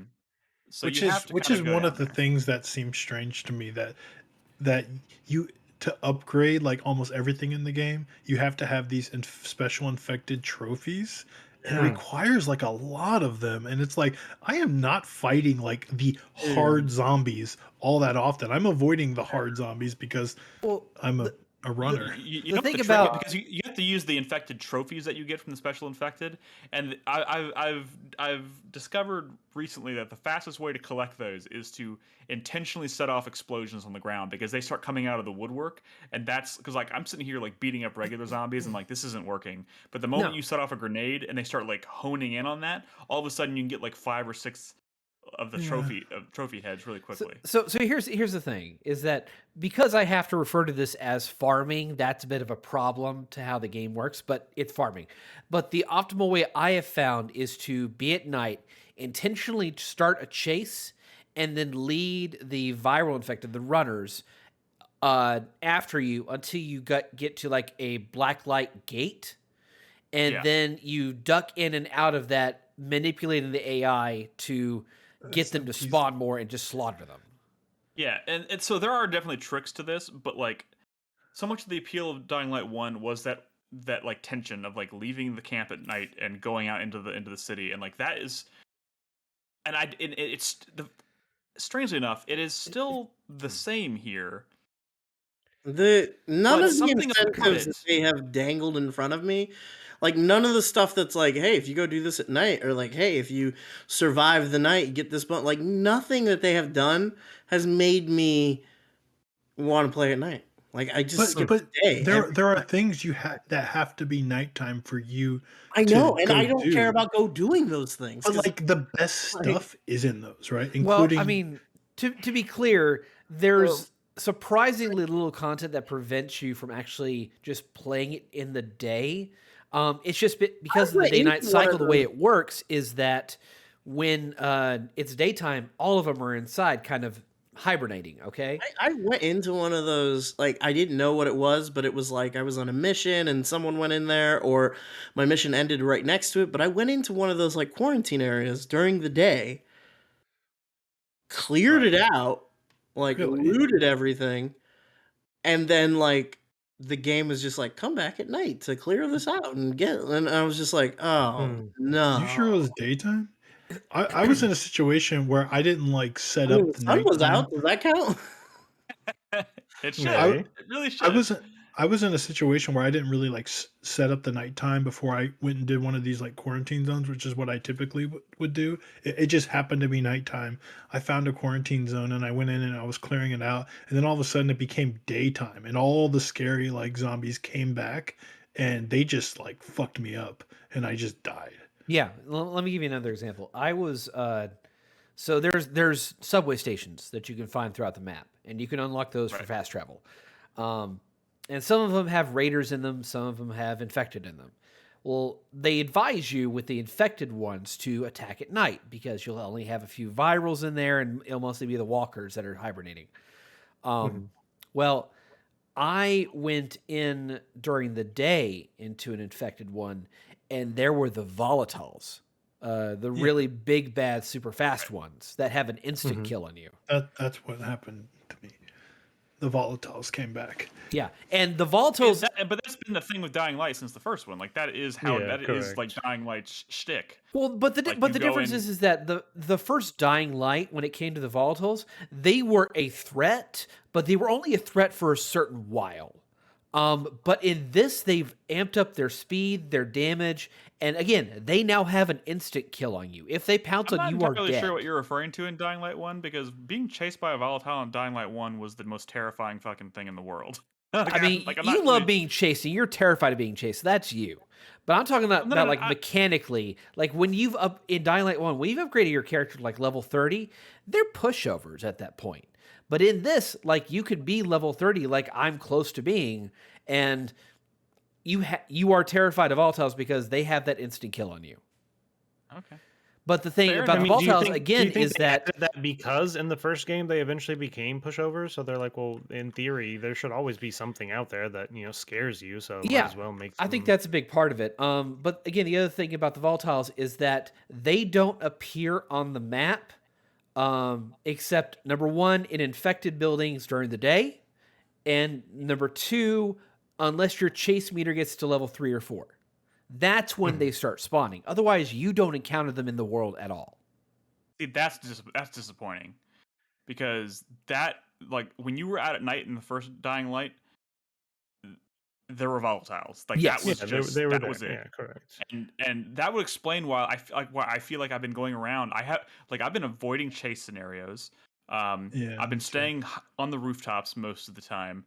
And I've been only exploring dark zones at night when all those creatures would be gone anyways for the most part. So like I don't think I've experienced a volatile in this game organically. It's always been in like some scripted moment. Yeah, And so that in and of Stop itself being is such a wuss. disappointing. I think I've figured what the deal is with this game, and it's that it's heavily backloaded. I've had some conversations with people that have beaten the game and talked about like stuff that was in like E3 demos and stuff like that. Right. Like stuff that looked really enticing that was supposed to be the meat of it. And all that stuff happens in like the last 5 to 10 hours of the game. All of your the key breakaway decisions don't start actually building up and doing stuff until that time. So you can't really help but don't wonder if feel it was- like the if it weight of was- what you're doing until it's that time. I'm starting to feel like that wasn't always the case, and like a lot of that stuff started to shift as development was having issues, and the Chris Avellone thing happened, and like it feels to me like something changed midway through development of this game. Maybe, and this or is not, maybe Techland's just not as good at making the kind of game that they pitched because it's, I don't know, it's maybe. fucking I mean, it Techland. was pretty. It I was pretty mean, ambitious. Of for all the them. games like this they've made, there's been like one that I enjoy, which was Dying Light. You know, think about all those I Dead think- Island games they did. Yeah, Hey, I Dead mean, Island's good. I do think it's like a lot of what we're saying here is maybe sounding negative, and there's definitely Not for me criticism. over here. I'm I'm feeling the no story, negative. having a great time guy. No, I mean, I too am having a great time with this game. I've played it for 30 hours, and like part of me, like I really want to keep going with it. It's just we're officially entering that zone of like Horizon drops tomorrow, Elden Ring drops in a week. Yeah. What the fuck am I gonna do? It's funny you bring up Horizon. Can I just say, as sort of like my final thought on this, like I'm the kind of guy who doesn't really play a lot of open world games, not like traditional Ubisoft style open world games. Just how refreshing it is to have a big open world where like getting around is fun and the mechanics for getting around are deep, and then the level design, the world design, like the bespoke, like, you know, building design is designed in such a way to like make platforming like high stakes and exciting. Like it's exciting to get around. The threat of falling is real. Like going up a giant skyscraper, knowing that if you fuck up a jump at the very top means, you know, going to a bed on the other side of the city, that makes platforming exciting. Most open world games, platforming is fucking nothing. You can't even fall off a ledge in a lot of games that have Right. like that Uncharted style like traversal, like Horizon does. Like it makes playing this game for me so much Let me more enjoyable than a lot of the other games in the genre. And that's why I liked that first game, and it's why I like this one. And I like this game a lot too. But let me tell you my favorite thing about this game, I think that is maybe by far the most interesting thing they've done with this game, because they talked a lot about the whole zones and like changing the city structure. And while a lot of those things that they talked about and teased in the early E3 demos, I don't think came to fruition in the grand way that they wanted them to. When you so one of the things they do, and this is kind of the open worldy like Far Cry thing, right? Where you in each one of the zones you can give electricity or water back to a zone, and then you can assign it. You can pick to either give that zone to the survivors faction or the peacekeepers faction, right? And depending on which one you do, every time you do that, it adds a new traversal element throughout the city, depending on which faction you go with. So like the one I just unlocked the other day, I've been giving almost everything to survivors, Same which here. is more parkour Almost? focused, which is so all of them have been. To Well, the I'll say this, survivors. man. Wait. The zip Sorry. lines in the first part of the game, that sucks, dude. No, But no, the no. air vents. The air vents are great, but like no, I'm saying like so now the one I added the other day was like the survivors have gone around the city and have now placed these I forget what they're called, but they're like they break your falls, but like they're like they're like blown up Inflatable like landing airbags? pads. but they're not landing pads. They're on the tops of buildings, and they're like little, they're Like little punching blow-up dolls bags. that that you tackle, and you go off the side of the building, and you can fall off an entire building and land on them, and it breaks your fall when you hit the bottom, and then That's you can cool. just roll out of it and keep going.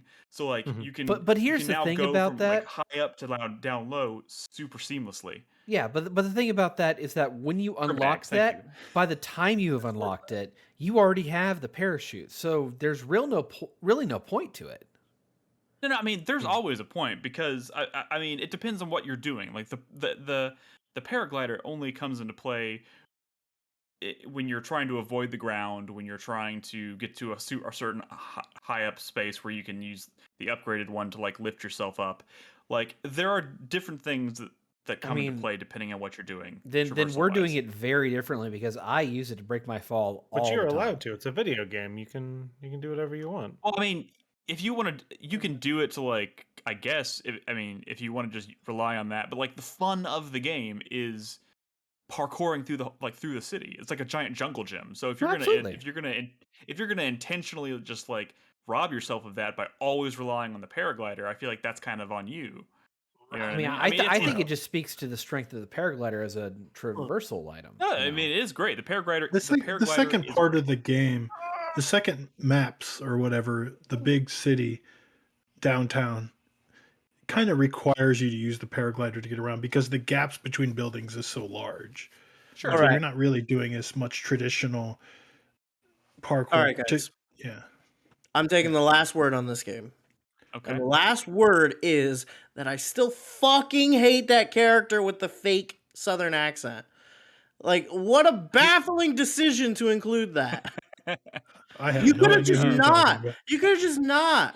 I don't even know if she ever appears in another scene again. But when you I first don't think when you she first does. meet Hakan, like if she doesn't, that's even more baffling. That's even crazier. It's even crazier. Can't you see? Oh my god, why did they do that? Like it doesn't. It like nobody would have been like, man, there should have been more Southern people in this game. You know, like it doesn't even take place in the United States. Like I don't know why they couldn't.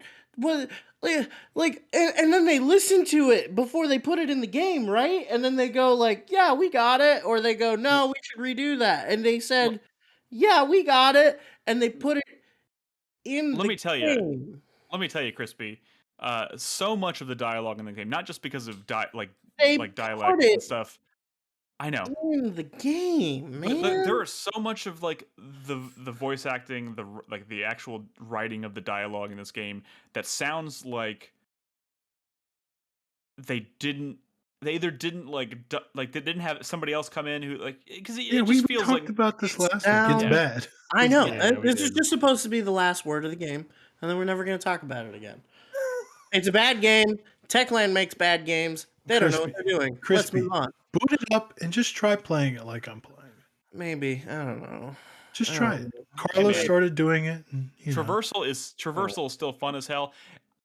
I'm and really combat, dude. Like my little Inferno modded thing that could just shoot a fireball at a pack of enemies. That's cool. But it just Like- feels like a top 10 game from 2014, and I just You can still get the move that lets you turn around in midair and go back the other way. It makes Yes. no sense, but it's cool.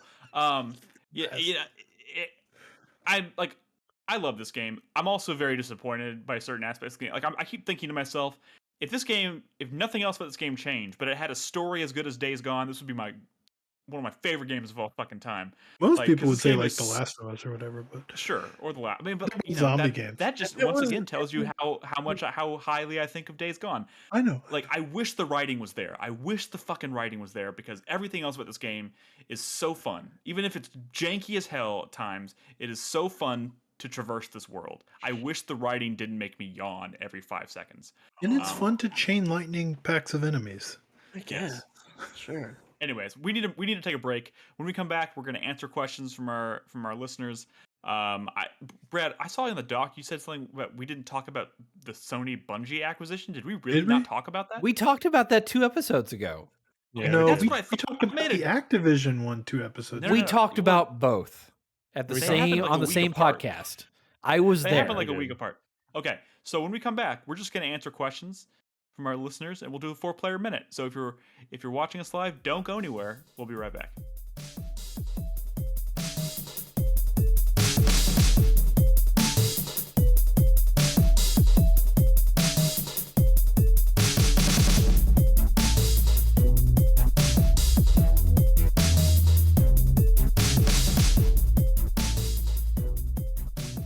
And with that, we are back. Welcome back to the show.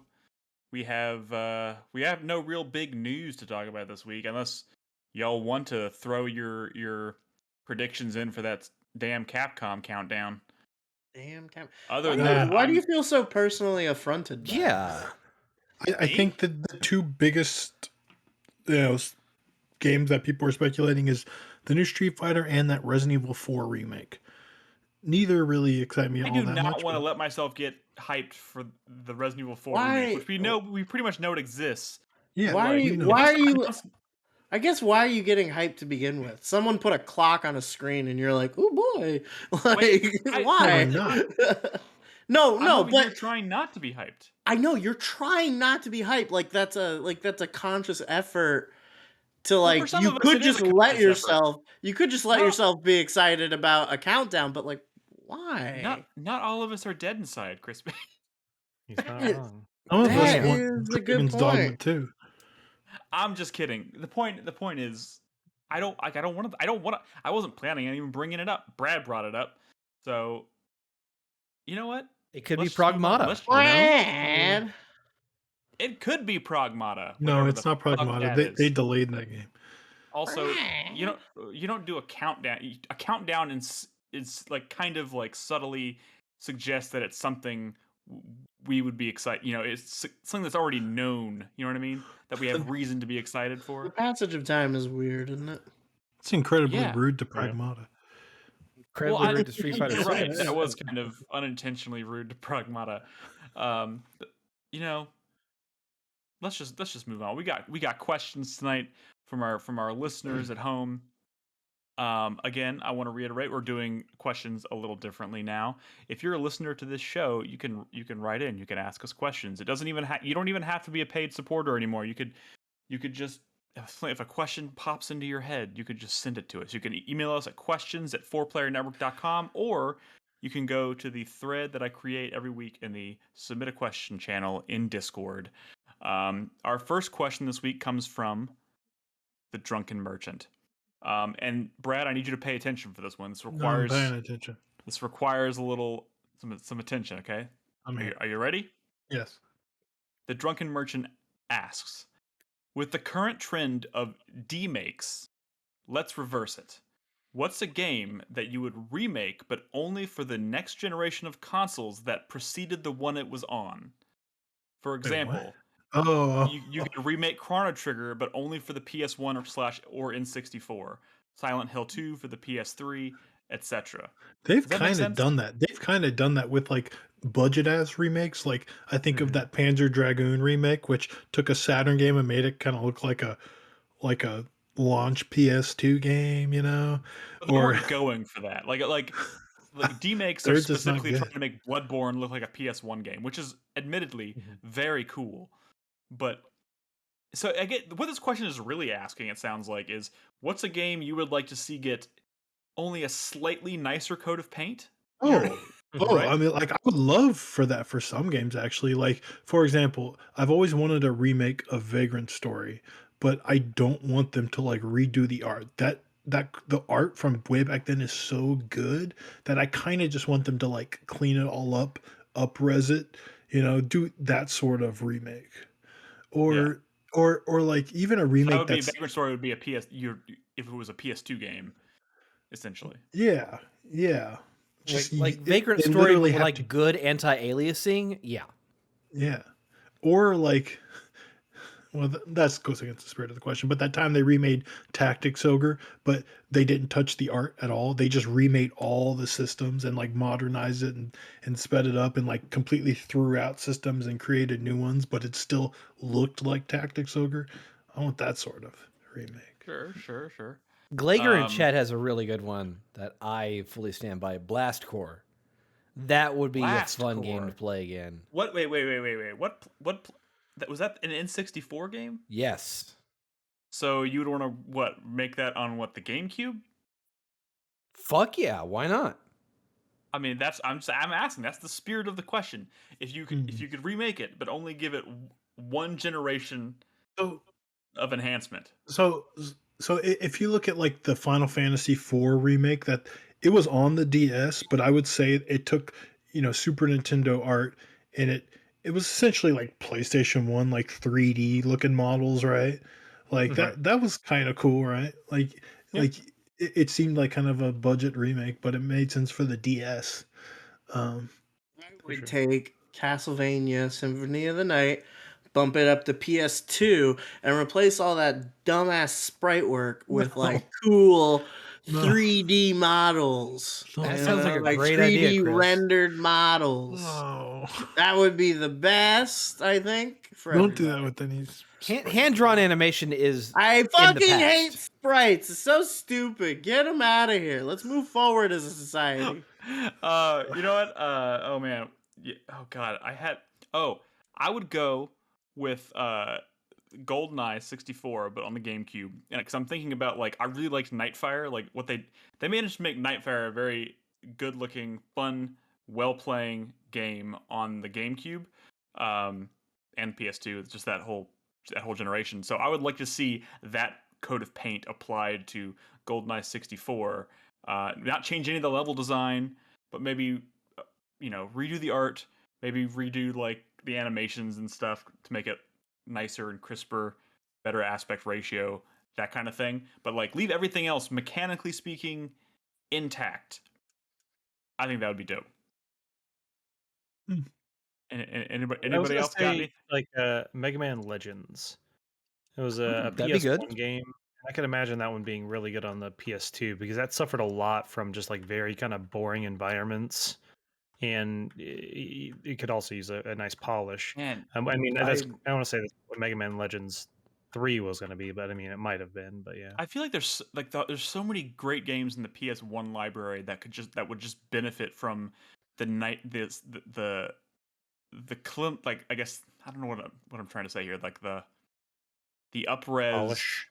just the extra polish jumping from PS1 to PS2, Just like without a few having to more necessarily polygons. change. A glow up. Yeah, without necessarily having to Yeah. change the artistic vision, but they would just benefit from the tech upgrade. This one, I know people are gonna be like, "What the fuck? Why did you choose that?" But I have a soft spot in my heart for Body Harvest on the Why'd you Nintendo choose Body 64. Harvest. Oh, do you know what man. you do know what that game is, right? Yes. Yeah, I've played it. It's been a long time. There is some remarkably cool stuff about that game. So I'll you take would your make word it for it. look like Grand Theft Auto 3? I mean, that's essentially what Body Harvest eventually became. So yeah, but with like giant insects trying to kill you from everywhere, and a fun Fair enough, hovercraft. fair The enough. hovercraft was cool. So let's see. In chat, somebody said God Hand on PS3. I see a Jet Set Radio Future and Superman 64.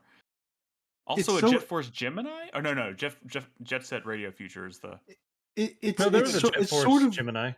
this Yeah, but- exercise is sort of weird, right? Because when you're doing a demake, you're taking something that only exists in the modern and imagining what it would look like back then, right? But when we're doing it the other direction, it's like, well, what would Zelda look like on the 60? What if they turned A Link to the Past into a 64 game? Well, they did that. We know what that looks like. That's why I chose a game that hasn't come out since. That's why, Mega Man Legends, we saw it once, we've never seen it again. Brian. So Speaking of Mega Man Legends, how much do you think they sold a physical demo of Mega Man Legends 3? How much do you think that's worth now? I bet it's worth a lot. probably a decent amount. I am yeah. eBaying that right now. Let's find out. Jay Hit in Hundreds, chat easy. says Wild Arms 2 on the PS2. That could be cool.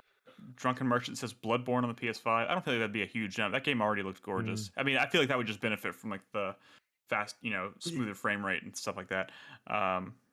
Yeah, But see, that's what I'm saying, and that's why I was trying to go from like PS1 to PS2, where PS2 Yeah. to PS3 was, I guess, big. Because I mean, once you're kind of PS4 to PS5, while those games do look better, it's not like 10,000% better. Yeah, I think if you look back at the PS1 library specifically, there's just so many games that are like had such an appealing artistic direction that were kind of just held back by like the technical stuff on the PS1 that would just would benefit so much from just making that one jump, that one generational jump to the PS2. Man. All right, let's move on to the next question. This one is from Tack. This week his name is Takalodov. Takalodov. Yeah. He says, "What is your most objectively useless piece of gaming trivia?" I feel like that's a really hard one to like Yeah, just reach pull down, out of pull my out of your ass. ass. None of it's when you do a podcast about video games. None of it's objectively useless. The fact that this question's Yeah, being asked makes it useful. If we it's had true. it. You're not wrong. I mean, my brain immediately Hmm. jumps to like that stupidly long Turok code that I have memorized for the rest of my life. That But is like, that's pretty not useless. useless. It's not useless. When I play Turok, it's very useful. How often are you playing Turok? Good point. Good point. But yeah, so I guess You're So- right. so Mine would have Nick, to be can you- the code. Nick, can you do us a solid and say out loud that code so we know how to log into your bank account? No. Pretty silly How- to have that as his bank account. Yeah, of course that would be stupid. You to know he have as did my it for a while. I did not, Well, but I do know that code by heart. That is useless though. Anybody else have anything useful? I feel like Brad's got to have some real. Say the secrets question bouncing again. around. Sorry. God damn it, Brad! When I said you need to pay attention, it wasn't just You for said one that to the question. last question. You didn't say that with this question. God damn it, Brad! What is your most objectively useless piece of gaming trivia? I fucking hate you. Gaming trivia.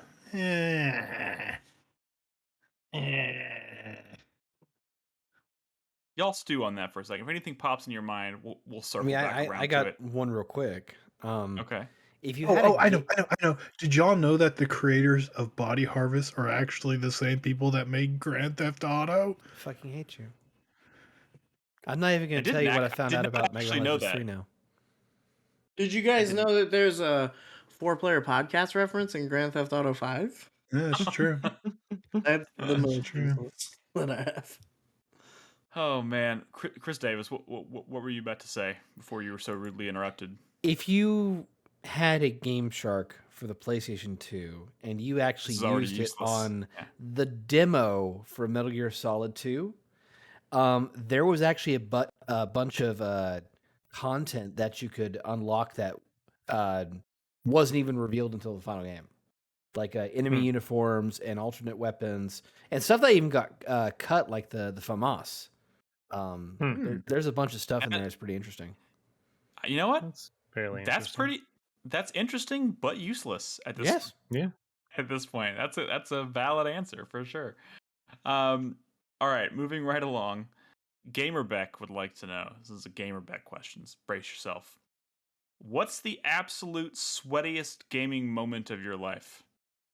I feel like David should be here for this one because when I think of sweaty gaming, all I think about is He would just say David DDR. viciously- Yeah, that's what I'm saying. It's just David just. I've never seen someone go to town with DDR like the same. Sorry, no, like David did. Just drenched. Made me I used to exhausted. honestly play a bunch of DDR in high school. So So should get they sweaty. mean Definitely for sure. physical. He means physical sweat, not like metaphorical sweat or whatever. I think he means physically. Like, what is the absolute sweatiest you've ever been playing a video game? Blood, sweat, and tears. Oh, I got it. Bok tie, because it required you to go out and hold it up into the sun. Oh yeah, to get the is true. sunlight on it. Yeah. Wow, I didn't know that one. I live in Texas. So- that was a Hideo Kojima game. Mm-hmm. So I have two answers. That's useless gaming trivia. Thanks. Yeah. Two answers, and I'm trying to remember specifically what game it was. I'm sure chat could probably tell me, but I remember specifically. I remember when I was like, it was a horror game, and it was making me perspire, and I was like, we were all in the room together, and I was like, smell my pits. What game was that? Yeah. Fatal Frame? Siren? No, I don't think it was Fatal Frame. I think it was like PT. I think it was when we were first playing PT together for the Maybe, first yeah. time. And it was freaking me the fuck out, and I was like sweating. But that's happened to me several times, like playing about- a really intense horror game. What about You know- Baller Beats? Remember Baller Beats? The music and rhythm game where you bounce the basketball?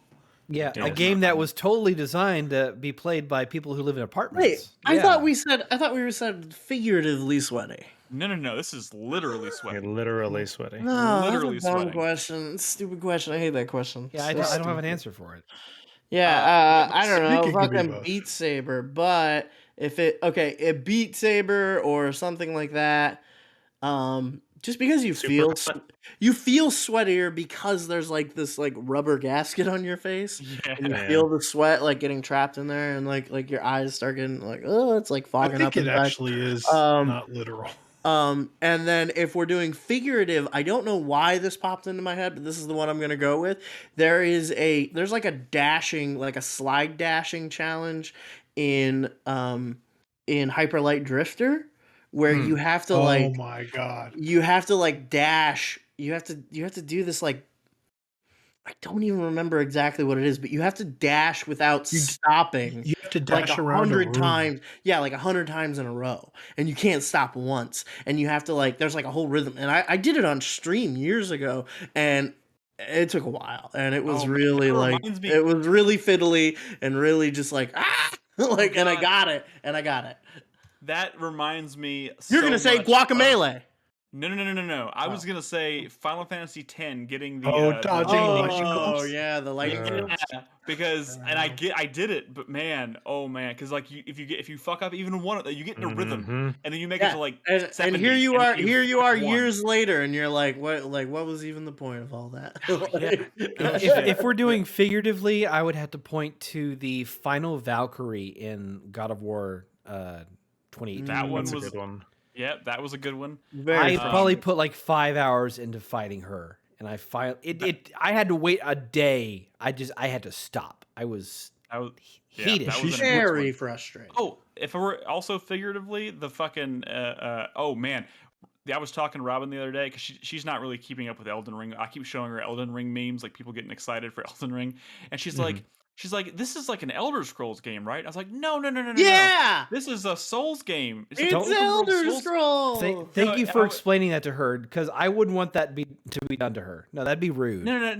But it was so funny because she thought she's like you're really excited for this game. I didn't know you were really into Elder Scrolls. Like You no, just Elden Ring. hang around in a world and you pick people's pockets. You read a couple books every once in a while. You loot some rusty swords from a dungeon somewhere, and you just have a good time. No, It's it's great. just You you just could chill. see the look on her face when she realized, oh, this is the next game from the guys that made that game that you almost rage quit to with the Guardian Ape in Sekiro Shadows Die Twice, because I like spent 2 days trying to beat that fucking ape in Sekiro, and she was like immediately terrified for me because she was like, great, another one of those. Here we go And I was like, again. yep, Oh, here we go man. again.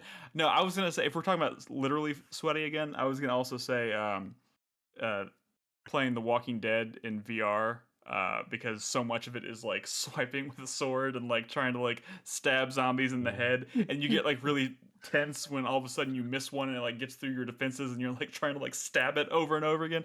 That game is really good, really intense, but yeah, it made me perspire. Sonji in chat Quite has a really literally. good one. Mile High Club in Call of Duty 4 on Veteran. You have just about a minute to beat that, and there's a rhythm and toughness to it that you have to spend hours trying. Otherwise, you're not going to do it. Yeah. Also, I gotta shout out Gleeger in chat. Brings up Returnal. If we're talking figuratively again, that like just clutch ass fights in Returnal are really good. But man, they have me nervous, because when you fuck up and you die, it's like it's like great, another 30 to 40 minute run just to get back to this point. Yep.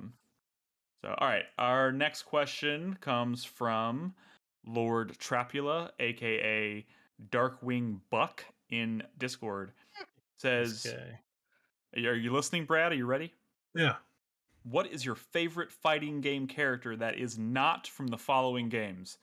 Tekken, Super Smash Brothers, Mortal Kombat, or Street Fighter? Oh. This one's basically- Mitsurugi from Soul Calibur. he did mention Soul Calibur. That one works for sure. I like Bridget from Guilty Gear X2. Bridget is a she's a nun looking character. Fights with a yo-yo, and the yo-yo can turn into like a bear, like a death bear. Oh, I love that character, that Guilty Gear character, That's wild. they've been gone from the series ever since then, and it makes me SpongeBob sad because SquarePants. Guilty Gear is extremely cool, but that was my favorite character, and why would they take away my favorite character? Is Is Marvel versus Capcom 2 cheating? Cheating the question? I mean, that's literally no. not cheating because it wasn't part of the Yeah. the I list would of say, I mean, banned unless you're games. gonna, you. I mean, I mean, you're about to say like Spider-Man or Then something, right? Cyclops, well, not right? Spider-Man. I was Cyclops. my go-to was Cyclops. Jill, Hayato, and Ryu as my combo in there. Sure. I was gonna There. go with What's cheating because you said Street Fighter and there's a Street Fighter character in that. Yeah. Oh, I yeah, was that's gonna go with Who the fuck plays Ryu in Marvel vs. Capcom 2? This There's guy. so many cool characters. Somebody who doesn't play fighting games but wants to have a fun time. No, even more of a reason not to pick Ryu. That's just there's so many cool, crazy characters. Nolan, what's up? What's your I was gonna say Felicia from Darkstalkers. Yeah, that's a good one. Darkstalker? That's a good Or one. Morgan Felicia. from Well, I was Darkstalkers. about to say Morgan's the only character I really Morgan. know of. Characters or- that exist for good cosplay. Man. God, I wish I knew more characters outside like most Yoda! fighting game characters I know are from one of those 4 games. Yoda. I wanted to like do a deep cut and be like, oh Nick. man, I'm thinking back. No, I'm not gonna say Yoda. You Nick, bitch. say SpongeBob SquarePants You said it. or Why do I need to Patrick say it? Star. Because they have a Powdered Nickelodeon Toast Man. fighting Powdered game. Toast Man's Oh in- my god, I forgot Powdered Toast Man's in that game. What am I talking about? Oh No, I wanted to do like a really deep cut, but I can't remember any of the actual characters from the game, which probably says something about it. But I used to play the fighting games that I used to play the most. Strangely enough, I remember. Was it called Bio Freaks? Was that on like the Biofreaks, N64? Oh yeah, that was one. Are you about to name That's a a- character from Biofreaks? No, that's the problem. I don't remember any of the characters' names. No one but I remembers played- any of the characters. But I played a lot of Bio Freaks. I played a lot of Power Stone. Can't remember the characters of Power Stone. And then the other one I was gonna mention. What is the one where they like turn into like beasts? It's like beast something. What? Oh, Not yeah, it was like Beast, the werewolf and like the like Yeah. Godzilla and like Why am the I Donkey blanking on this? Kong. Bloody Roar. Bloody Roar. Roar. That was it. I used Yeah. to play Bloody Bloody Roar. Roar all the time, and I don't remember any characters from any of those games that I just mentioned. But if I did have a favorite, it's probably from one of those 3 games. Yeah, thank you 02 in chat. Bloody Roar. He said, "Oh, Killer Instinct." I knew some. Oh God, I knew some characters in Killer Instinct. Cinder Saberwolf? in Killer Instinct was pretty cool. Cinder's pretty good. Oh God. They you like, added a lot of good characters in the season 2 and 3 of the remake. Fuck, man, I Oh, actually played a shit ton of Killer Instinct. Batman. Oh, yeah, dude. Orchid's fatality where she like flashes Yeah. your opponent. Dude, Lex Luthor in the first Injustice game was fucking dope. I didn't even know he was a playable character in that. In the first one, Taki from Soul Calibur, you know? oh, Yeah. she's fucking hot. There we go. All right. So, any last minute picks for that one? Shall we move on? No. I'm good. Gigamir asks, where should the responsibility of video game preservation be divided between publishers and platform holders? Not. Now it's But The people. the publishers are not part of video game preservation. They don't give a shit. They will let it Yeah. all go away and they don't care. So I think that's the not, correct answer. not them. And you the- let and- you let the people like your Frank Cifaldis who dedicate their like careers to like preserving games and you know like establish like history museums for video Like, games. we and need stuff. like national archives for video games. And who don't act like piracy is like this grand crime, and instead like treat it as something to let help preserve games. I mean, it's a Yeah. fine line, right? It is. No, I mean, it's a fine line if you care about fucking corporate There you capital, go. I guess, Which, I mean, why should we? Why should we care? Like, why Well, I shouldn't we mean- just steal every game we can whenever? I mean, Right? Take all Right? you can, give nothing This back. is a Right? trap. This is a trap because to actually answer that question, I it know. suggests You're that right. I'm going to You're be right. pro You're right. capitalism here. I'm being I a don't wanna do little. that. I'm being a little arch. I'm being a little. We didn't talk about it in the news, but disingenuous. the 3DS and the Wii U stores are going away. I do And think Mhm. I do this think that like conversation has come up because of that. I do think You- there is no reason for us as like consumers, as critics, as enjoyers of this medium to ever like we should always err on the side of preservation is better, you know? Even if that means sure. that I have to pirate a game that like Nintendo doesn't particularly want me to do, like I don't feel any fucking remorse for that. It's not Oh, of like course it's not. not like the developers who made the game didn't get paid. It's not like Nintendo didn't make their money. They made so much money off of it that they don't even fucking care about selling it anymore. I mean, Like quite honestly, it like seems to me like it should just be general practice, that, especially in situations like this where like games are going to become unavailable. I think If it's that is the fine. case, I All feel I'm like those. saying, all I'm saying is like this hedging that you're doing right here. I think it's fine for like us to say like, okay, I don't think that you should just go around stealing willy nilly for whatever reason, blah blah blah. But like I don't think this needs to be as like centrist an issue as it is. I don't think we need to be like hedging our bets a little too much. I think objectively, most times when somebody is like archiving or ripping a game and putting it out on the internet, that is generally a good thing. yeah, because I mean that's going to be the only place to get all of this stuff Mhm. someday. You know. I was just trying to say that like in situations like this where digital storefronts are being closed and those games are becoming gen- specifically unavailable at that Yeah. point, just by default, the files, the assets for those games should just be released publicly. Like it should just be like, we're not going to sell it anymore, Yeah, so that'd be take great. it. That'd be Yeah. great. Because I mean, and that kind of gets into like a whole bigger discussion of like copyright law and like what like, like how if somebody makes a video game, if a company makes a video game 20 years ago, like should they? I mean, do they really need to be like does Minecraft still need to be making Microsoft $1 billion every No. year, even though that game has like made its money 1,000 times over? Like, I think that's uh, also one of the things that brings up another question, Crispy, is when was the last time Microsoft made content for that? yeah, I They're have still no releasing idea. content for it. They probably Thank you, crap Chris out Davis. I'm skin not saying that. sets. I'm saying 90% of the shit you get right now for Minecraft isn't coming from Microsoft. It is coming from users who are creating the content. Yeah, exactly. I mean, My it's just like, argument is that those people who spend their time and effort and their love and their devotion to creating this content, they get zero. They don't get anything. Microsoft actually makes money off of them. yeah. Yeah, I just think that like too often this whole idea of like piracy is a crime gets bogged down in like says who? You know? Corporations who are losing money. Okay, well like that okay, so like that's a pretty biased opinion. Like it's a crime because the people who have all the money say it's a crime. Like okay, like that doesn't mean much to me. as it I, shouldn't. I don't I mean, I think the answer to this question, especially just the short answer to his question, is that the preservation we should not rely on the corporations, the company, the publishers, the platform holders The to man. to No, They have man. preserve these games. they It have should, The proven in system. nearly every single case that they don't care. So yeah. Yeah. where something has gone away.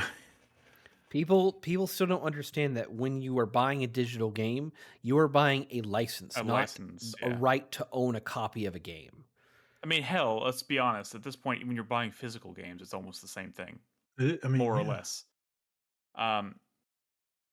And that's painful for me to admit. Okay. Yeah. Our last question. Actually, we have two questions though. Zero Skies, and this is for Xenoblade fans here. What elements of past Xenoblade games would you like to see in Xenoblade 3? And what do you think won't make it in? It's an odd way to phrase that question. Who here is the Xenoblade fan? I know Brad. I would like Chris. to see. I only want to talk about Xenoblade if it's Xenoblade Chronicles X Yeah, or that's or a what I was direct gonna follow kind up of- to that That game. game was so good. I was going to Can bring we up get X. more like big like mechs for traversing the world? Is this game that They- was announced last week not Xenoblade Chronicles 3? It is Xenoblade is. Chronicles 3. Okay. What I want from X specifically is like the big single seamless world that you could Yes. traverse more like a Breath of the Wild than kind of like world sections, like from Xenoblade 2 and 1. and like interesting means of traversing that world, like the flying mechs. Now they did show like like a pilotable watercraft in the Xenoblade Chronicles 3 trailer. So I am hoping that maybe like the parts of the world are connected in like some interesting ways like that. But the big thing about Xenoblade Chronicles like 1 and 2, well, they're kind of going back to the one idea of like the big, like the world are like these big like things that were like fighting and then died or whatever, and you're exploring like the ankle of this creature that Yeah. is the world. Yeah, so I don't know how they're gonna do it, but the world design and like interesting traversal methods, that's what I want from Xenoblade Chronicles 3. I want them to take that from X. So yeah, and I don't know, maybe I liked how Xenoblade Chronicles 2 had like some cameo type stuff, like Cosmos, uh, and That's the answer. That's we want we want Cosmos More in Cosmos. Xenoblade Chronicles 3, right? It Yeah. always bothered me that her name isn't Cosmos. well, yeah, Yeah. but it is Is that Cosmos. But yeah, rational? Is that rational? but it's like an Android like naming convention. It's KOS hyphen MOS. MOS, yeah. Yeah, but Cos- yeah, Cosmos is the yeah. yeah. No, I'm with Okay. you. I'm with you. All right. Our final question of the night comes from Taxter. He emailed in. Thank you, Taxter, for Did he emailing. Did he submit questions under 2 different names? I think so. No, the other one was Tack. This is Taxter. Uh-huh. One's TAQ and one is TAXTER. Okay. Oh, Pretty sure. I mean, there's nothing stopping him from submitting okay, two yeah. questions. Taxter seems to prefer email, which is perfectly fine. He says, good evening, Tax you TAQ beautiful people. has You a stick, so wait. Say again. TAQ tack that we know has a stick where he inserts his name into a bunch of phrases. So yeah, definitely Yes. different guy. Definitely Like different person. So technology. that is Tack. That yes.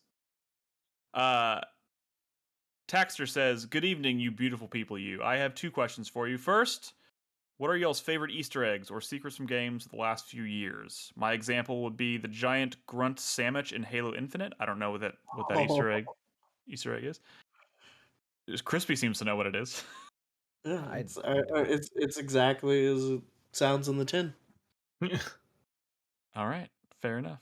Brad, you have an answer? You seem like something popped into your I head. like Cosmos and Xenoblade Chronicles 2. That's I also like Scooter Brothers in Grand Theft Auto 5. yeah. That is our Very default good. answer for the now until the end of time, until the checks I was gonna arrive. say there's a lot of there's a lot of good stuff in fuck, what is the name of that game? We talked about it Infernax? last week. No, we talked about it last week. Pokemon Arceus Legends, Dying Light 2. Superland. Superland. Oh There's yeah. so many Easter eggs in that game, and they're always so like heartfelt, and you always know exactly what they're doing. Like You know, I don't know if this necessarily counts as Easter eggs necessarily, but like I keep my brain jumps to like the Batman Arkham series, and it's just they're all Batman Easter eggs, I guess. I was gonna say specifically the first game. The first game had some really fire ones, like Yeah. really interesting ones. I just love I've always loved just that whole series. It's just in terms of like the way they like even there's like Batman. It's like dripping in Batman lore in every corner. Like even the small stuff that they're obviously not going to work into the main story. It's just kind of like you're always in this like part of the city that is just entrenched in familiar and sometimes unfamiliar Batman lore. And I learned so much about the deeper Batman lore from just finding cool stuff in the Arkham worlds and then Googling it because I was like, I know this is something. I don't know what it is, but it looks cool. So I'm going to either message Krispy and ask him what it is, and if he doesn't answer immediately, I'm going to Google it. I'm going to find out. But I did that so often. True. fair enough. Anybody else? Any other things jumping to mind?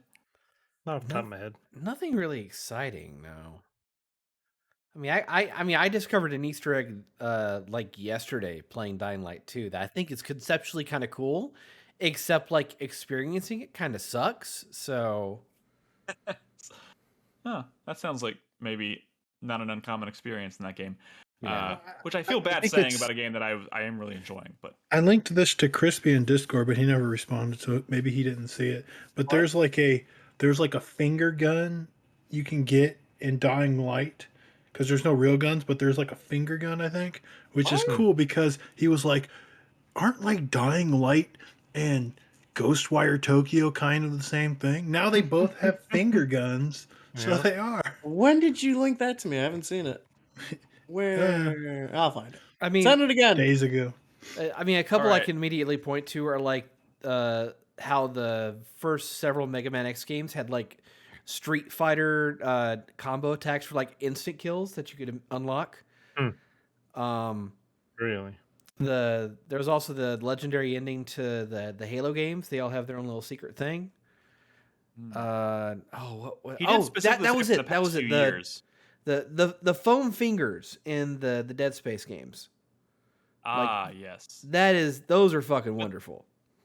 Yeah, those are pretty cool. I feel like some of these are like borderline. Like I don't know, are those still considered Easter eggs, or are they can just considered like? I mean, I guess they are. I always think of Easter eggs as like like hints and nods to like other things. That's typically what I. But I guess they also could be expanded to include like silly things that you have to kind of find. But anyways, our last question tonight, also from Taxer. And I think we've covered this a little bit, but he missed it. I don't even know if we have an answer for it. He says, with COVID being hopefully on its way out, hopefully, with Heard that things, before. yeah, with things seemingly starting to return to a close to what we'd call normal. When do you guys plan on returning to the classic four bros sitting within footsie playing distance from each other like the good old days, or is this the new normal? I don't think we have an answer for you on that. I think right now this is the new normal, but I also think we're also being. I think most of us here are pretty. What's the word I'm looking for? Cool. We're being realistic about what's going on here, and that I have 2 kids that are still unable to be vaccinated, so yeah, and I'm going to the movies, but only in the middle of the week at like 8:00 at night. So like that, that in and of it, like if I'm not comfortable going back to the movies, I don't consider things back to normal. You know what I mean? Like I wouldn't go anywhere near a I movie almost went theater to on an Saturday AMC. night. Things are definitely not normal. I did go to an AMC. I saw Dune at an AMC. And you know what? I saw Dune at an AMC theater, and it was packed shoulder to shoulder, and it was kind of nerve-wracking. So as long as as long as it's like feel like I have to go get tested after like I've been in public for a certain amount of time, I don't really consider things back to normal. So for right now, this is kind of it, I guess. But we'll talk more about that if things start to really look better. Yeah, for sure. For sure. But yeah, thank you guys for all the questions. Again, you can email us at questions@4playernetwork.com. You can go into Discord at discord.gg/4player. I'm setting up a thread for every episode.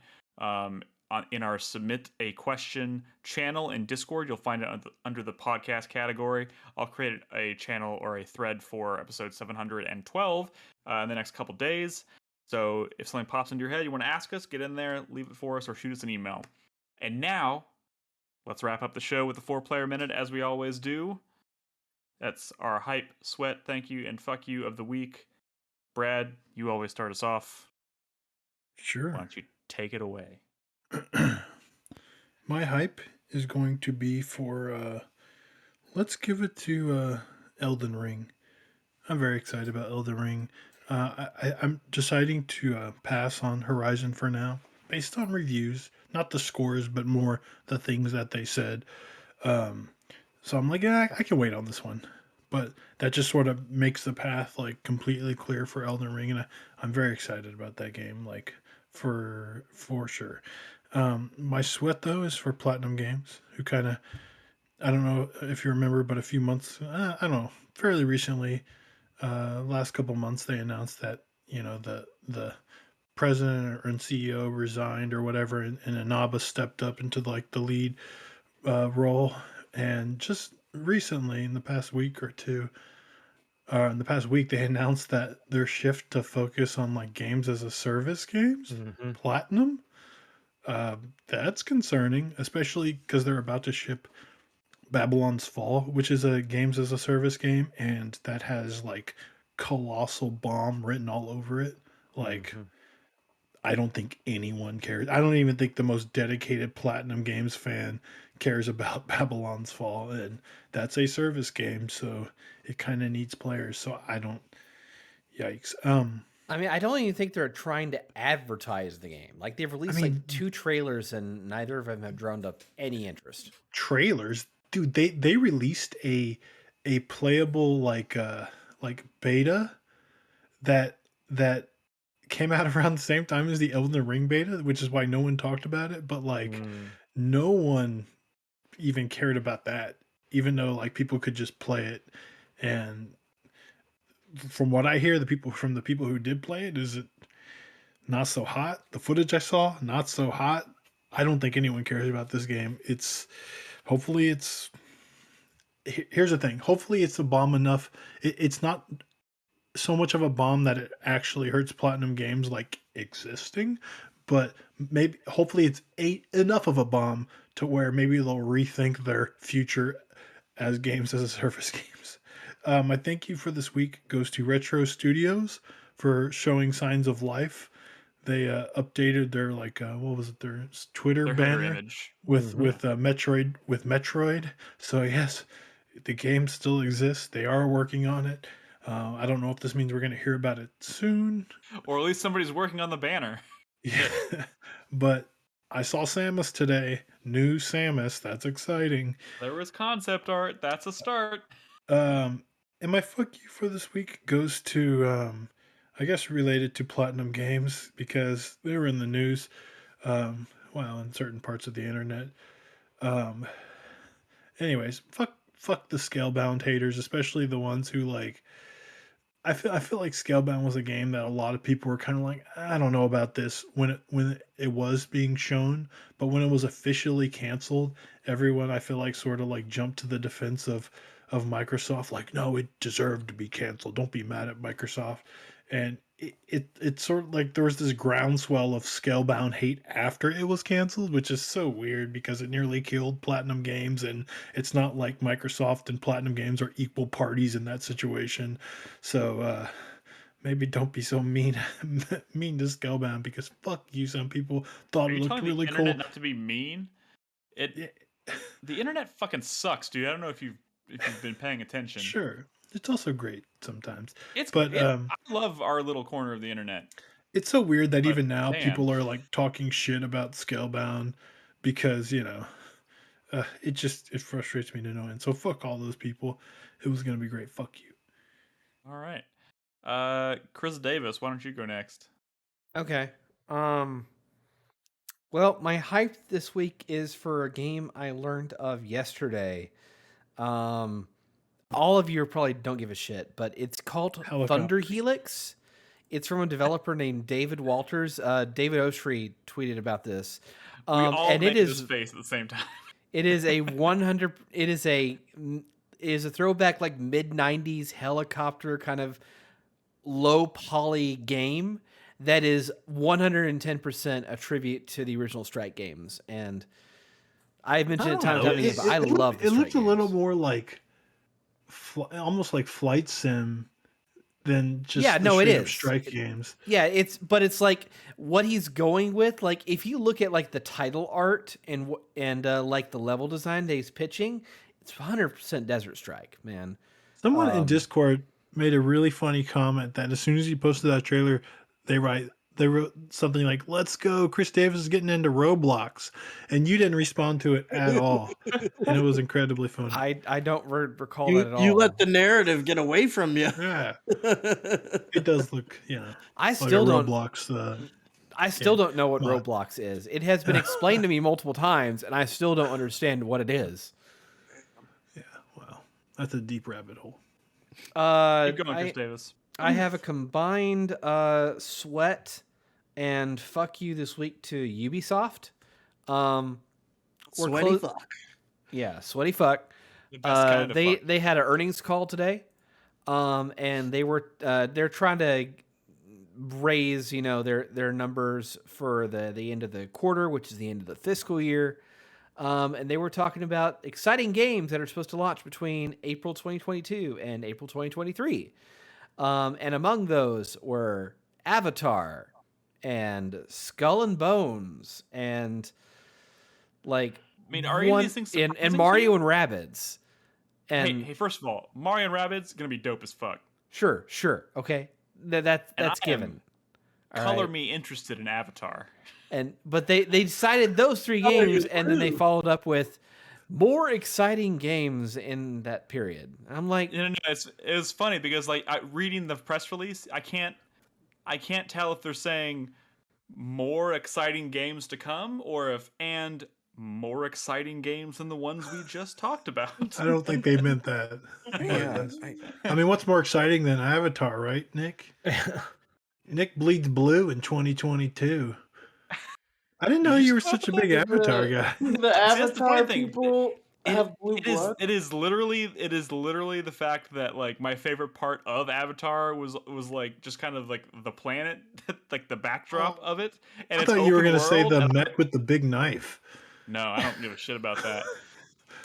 That No. was the only cool part of the movie. Yeah, I know. I'm yeah. a stupid sucker for open world because games. it was like a tactical Bowie knife, but it was giant. But That it was shit huge, cool. right? I don't give a Massive. shit So a about. robot could hold it. I don't give a shit about Avatars 2 and 3 and 4, whatever the fuck they're making. But You're gonna go I've been- see him. Don't give me that. yeah, you're gonna go No, see him. Oh, I know you let don't me give a finish my shit, but you don't not give a shit because you're gonna go see him. exactly. That's exactly true. And you are Because I was- 120% going to rewatch Avatar before you go see. If you would let me get my sentence out, I was about to rewatch it the other week. Oh, That would be an interesting no. rewatch.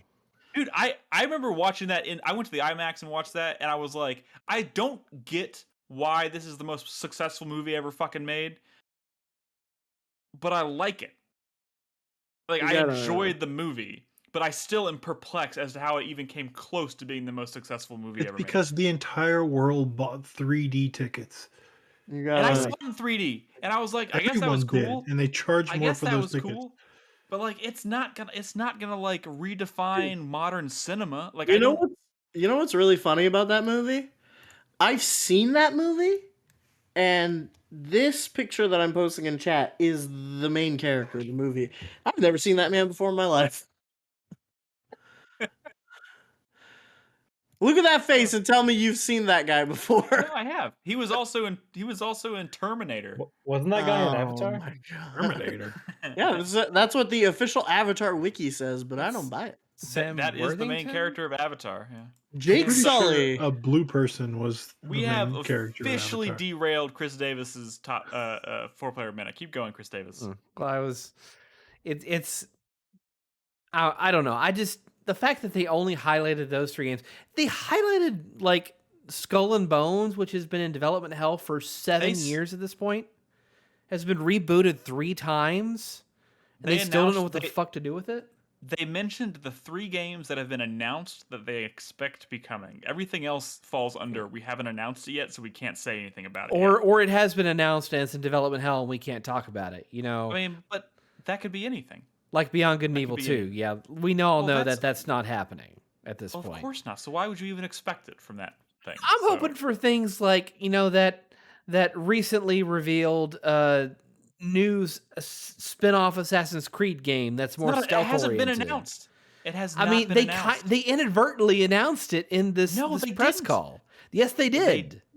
But Chris Davis. What are we doing? If they have not come out and made like a press release and released a trailer, it has not been quote unquote announced. Just because we know it exists does not mean it's been announced. The reason why I say that they announced it is because they stumbled over their words in trying to avoid talking about it by confirming the project's code name. It's not an announcement. Whatever. It is not, like, for the purposes of this press release, it is not an announcement. Sorry. Whatever. But the fact that it doesn't have, like, any games I really fucking care for, kind of just really, it just irks me about that developer right now. I didn't play the first one. I bought it. I still haven't played it. You're an idiot. Go play that game. Go play that game. It is so good. You call yourself an XCOM fan? Yes. I have probably put about 150, 200 hours into XCOM 1 and 2. You know what? Hang on. I'm going to jump in here and say something in that, like, Mario and Rabbids is a really good game. Crispy. Shut up!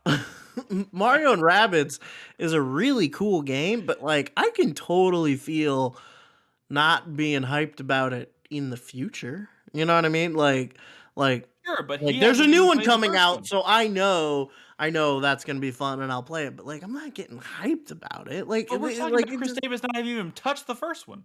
I know, but you can't gauge your levels of hype as for anything because you denied all hype in a previous episode. You've renounced hype. Yeah, I guess I did, didn't I? Can we let him finish this 4-player minute? We're only halfway through it still. Hype is poison, my friends. And my thank you this week goes to Ed for being so kind as to purchase a copy of Dying Light 2 for me. If he would not have done that, then I would have had nothing to play this month, and I would have just been staring at the wall and waiting for time to pass. What the fuck, Ed? Yeah. Where's our free games, Ed? I'm just kidding. Hey, y'all didn't make his game of the year, the game of all time videos, so. Which, of course, we're supposed to pay you for those? How well do you think Ed tips DoorDash drivers? He just hands out copies of Dying Light 2 to the DoorDash driver. Like, I'm sorry, I don't have any cash for you, but have you ever played this game? It's pretty good. You can turn it into GameStop for $12. Today you can do that. Tomorrow it's gonna be $4.50. Yeah. Hey, I went to GameStop and traded in a few things, and I was pretty pleasantly surprised by what I got for them. They didn't fuck me that much. They didn't fuck me that much. You supported that shit company. Nolan. I got 260. Still doing this? What? Yeah, we're still going. We're always gonna be here. Blame Chris Davis for taking so long. Jeez. Yeah, oh my god, Chris, come on. 4-player minute is because laughing. It's supposed to be a minute, Chris. Long. We can always leave it to Nolan though to do it within a minute. So here we go. My 4-player minute starts now. My hype is I'm not going to be on the podcast next week because I'm going to be in Mexico. You hear that? He's hyped about not being here. Yeah, is the hype Mexico or is the hype not being here? And then that leads into my sweat in that I'm going to Mexico. So the hype is that he's not. He's not hyped about Mexico at all. He's actually nervous about it. He's nervous about Mexico because if he gets COVID down there, he's stuck there for another 2 weeks. Exactly. If I get COVID while I'm there, I can't come back. So definitely. What do you mean? Well, Brad, are you trying to tell us that we're better off without Nolan? He'll get stuck on vacation in Mexico. Yeah. But that does lead into another hype, in that I am going to bring my Switch with me, so I'll have plenty of time to play, Pokemans and whatever else. It would be nice if the Steam Deck was out, because then I could just play all my Steam games. That would be real nice, but not here yet. And yes, to answer Zero Sky's questions, I am officiating a wedding in Cancun, but that's just going to be for like 45 minutes. The rest of the time, I'm just going to be getting drunk on the beach. So, yes. Not a bad place to get stuck for 2 weeks. Yeah, you're not right. I mean, just because you're stuck doesn't mean you don't have to pay for it, though, right?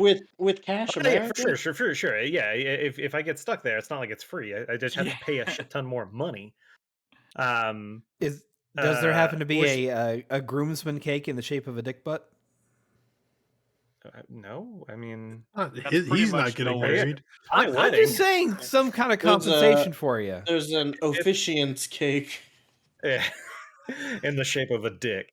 What if the guy who well- officiated your wedding just brought his own It's cake? just a cake shaped like a dick and balls, and it's like I think you misunderstood me when I said a dick butt cake. Yeah. And then dude, if you said that to someone and they made a cake that's kind of almost like the Conan game when you squat down and Oh, you're seeing God. ass and a hanging cock and balls, that's the cake they make. And then that's going to lead to my other hype, which is actually Elden Ring. I know I haven't really been talking about it a whole lot, but I've always been a fan of the Soul series. I'm Keeping it most bottled up. excited about how frustrated I'm going to become and how nerve-wracking the games are, not knowing what looms around every corner. But I'm very excited for that one. That's Hell it. yes. That's my 4-player minute.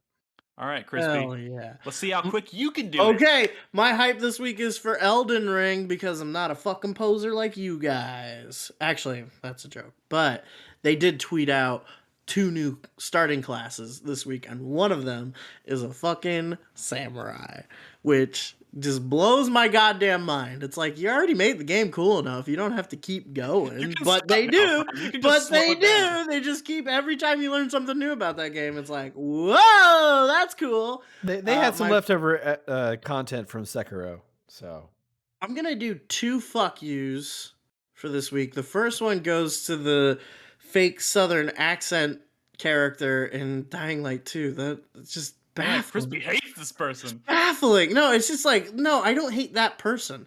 I hate the entire system that allowed that to happen. That put that in the video game that I was playing. You know what I'm saying? Hate it. Truly enough. are a Texan now, Just, Crispy. just hate it, man. I just fucking hate it. And well, it's not like she was even going for a Texan accent. She was going for like a southeastern, like Georgia or like Carolinas kind of accent, and was just bit of a Southern belle. like way missing the mark. Like way and like neither her nor anybody else who was like involved in that process was like, no, just do it normal. Like, just don't do that.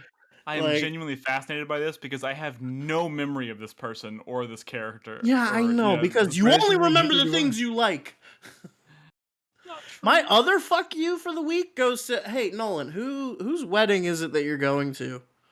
My friend Dave. Okay, fuck Dave. you, Dave. Oh my god, you're having a destination wedding in another country and you're inviting people to it? Like, oh my god, that's crazy. That's And crazy during talk. COVID. That's crazy talk even if Well- COVID wasn't a thing. Even if like everything was fine and they're just like, we're going to Cancun. Like, oh, that is just tacky as hell. Oh my god, Dave, come on.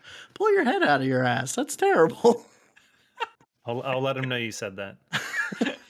I'll play the recording for him. Oh man. No, but hey, Dave, seriously, congratulations. And your wife, too. Congratulations? Yes. Yeah, congratulations. They were both at my wedding. Summer was a bridesmaid. Oh, okay. I'm sorry. I remember that guy. Fuck that guy. Oh, that guy. No. Okay. That's it. And That's we'll all I also got. note that yes, this wedding has been postponed for 2 years. It was supposed to happen before COVID. Yeah, I know. I Yeah. know. I'm just like, go to the fucking People were a courthouse, lot man. cooler with traveling back then, and Yeah. Just It's been a go to the little bit of a courthouse. bitch for the past Dude, no, few years. if this was 2017 and someone was like, we're getting married in Mexico and like send me an invitation, I'd be like, fuck you, dude. Like, I don't know. What do you think I am? Made I of don't know. money? Yeah, I don't know. It's just like I get it. We exist in 2 different classes, socioeconomically speaking. Like, God damn it, Crispy. Nick, Well, go. I don't know Or how to follow that up. Okay. My sweat this week goes to that Capcom countdown. I hadn't really been thinking about it much until Brad brought it up again. Now I'm just thinking like I'm not going to let myself get excited for a possible Resident Evil 4 remake when it's probably just going to be some stupid Street Fighter game. I don't mean to offend Fuck anyone you, who's a fan Nick. of Street Fighter. I know, I'm sorry. I just don't care at all about Street Fighter. That's just me personally. If it's not Resident Evil 4 remake or Dino Crisis or Onimusha, You're being I'm gonna be insulting. disappointed. Street Fighter is an iconic video game series. Chris Davis picked Ryu in Marvel vs. Capcom 2. I'm just playing. I've been trying to like not think about it. How And did now I'm a we little not worried name any Mortal Kombat characters? That wasn't because that was one the of the point of the things. question. He said no Yeah. Mortal Did he? Kombat, Street Did he say Fighter, Mortal Tekken. Kombat? I thought Yeah. it was. Oh. Oh, No. Tekken. If he didn't say Mortal Kombat, we'd all be naming Mortal Kombat characters probably. Sub-Zero. My hype this week goes for the Batman. Got my tickets for the Batman. I am so goddamn excited for this movie. It just looks like somebody like opened up my brain, reached in, and was like, "What kind of Batman Oh, movie would Nick stop want?" And saying this is that, it. Nick. Stop, Nick. Just stop saying that kind of shit. No, Okay? I'm not- Like I'm I'm not- excited for it, but like, fuck, Nick. Come on, like, God. Crispy, Just stop. Just let me have something. Just let me have something. Like I'm so happy that you're excited, Nick. But like, the more you talk about being excited for it, the less excited I get. Oh well, that's weird. That's not. I don't know. I'm attention at all. sorry. I'm sorry. Crispy, are you okay? It's definitely the let's vibe see. I've gotten from Crispy after all these years. What? My fuck you this week goes. It's a trifecta. It goes to Gorilla, From Software, and Techland. Come on, guys. What the fuck? Nobody budged. Nobody budged. You saw that all three of your games came out within a week of each other, and nobody budged. Nobody was like, "Oh, we could do March." Come on. Fiscal year usually ends in March. At least push one of these out to March. I mean, Because- What the here's the real reason, Nick. They were all gonna be extremely successful no matter what. So Well, I also, know, I I'm know. sure last minute logistics is real easy nowadays. do you want to know the answer? Which of those games are you buying, Nick? All of them. Yeah. But which one of those three am I playing? Like I still haven't decided. I'm getting my The copy people of who Horizon sell you the tomorrow. games don't care when you fucking They play don't them. care. Consume, capitalist No. slut. How dare you? Come on. I know the hypocrisy of it. I know I'm buying them all. I wish I had all enough time to play all of them and finish them and still play them at launch. I'm genuinely excited for all three of these games, but I've played 32 something hours of Dying Light at this point, and I still got like 8 story missions left to go before I at least see credits roll on it. And I get fucking Horizon in the mail tomorrow, and then Elden Ring is a week from now. Like, it's just too much. It's just too much. It's a. There are worse problems to have, obviously, but still, come on, fuck you guys. Are there worse problems? Yes, This is about as bad as it gets. Okay, and let's see. I don't know. Fuck. I feel like I should have at least something else that I'm hyped about. But all I can think about is the Batman, because you know what? That movie looks fucking amazing. I'm sorry, Christy. The Batman. The menu they have at No, the draft house look, for I'm that really okay. Like all I'm saying is, Nick, that like I'm really excited about a new Batman movie. I'm excited that they're like saying like, oh, it's a detective movie. Like, cool, great. I like it's still like movie Batman though. You know what I mean? It's still like. I mean, that is that. That is I Nick's think I see Batman. what you're saying, but that is the Batman I'm into. Like, I I'm know, specifically into that Batman. I bet. Yeah. Let's have this conversation after the movie comes We're out. done. Yeah, we're should. done. We're done. Yes, Do we'll you have this think that- conversation later. Do you think Warner Brothers is stupid enough to not put Yes. trailers of Gotham Knights before that film? What? The game? Why would they put Yeah. trailer for a game? I mean, Why the when's fuck last time not? You saw a trailer. When was the last time you saw a trailer for a game in front of a movie? I went Plenty of to a times, movie man. theater. I went to a movie theater a couple weeks ago and saw a trailer of fucking Matt Damon calling me a pussy for not buying crypto. So like, Are you serious? No, yeah, that Matt Damon commercial for crypto.com or whatever played Haven't seen before like I don't know, like licorice pizza or something. Like, Oh, Yeah, you I saw would have Licorice thought Pizza? he'd have been pretty anti-crypto. How was Licorice Pizza, Crispy? no, he's a rich person. He likes crypto. There you go. He owns some, so he needs to get like poor schlubs like us to buy into it so that he can cash out. That's my hype. Crypto. Boom. Crypto, Done. yeah. Can't Oh wait. my god. Can't my wait fuck you of the for week goes to crypto. Web 3.0. Yeah. Let's see your ape, Um, Nick. Did What? Yeah. What? Your ape. Yeah, Let's show see us it. your ape. My ape. What is ape? Yeah. don't you Oh wow. don't oh yeah, you're Nick's bored out of ape. the loop. You're bored ape.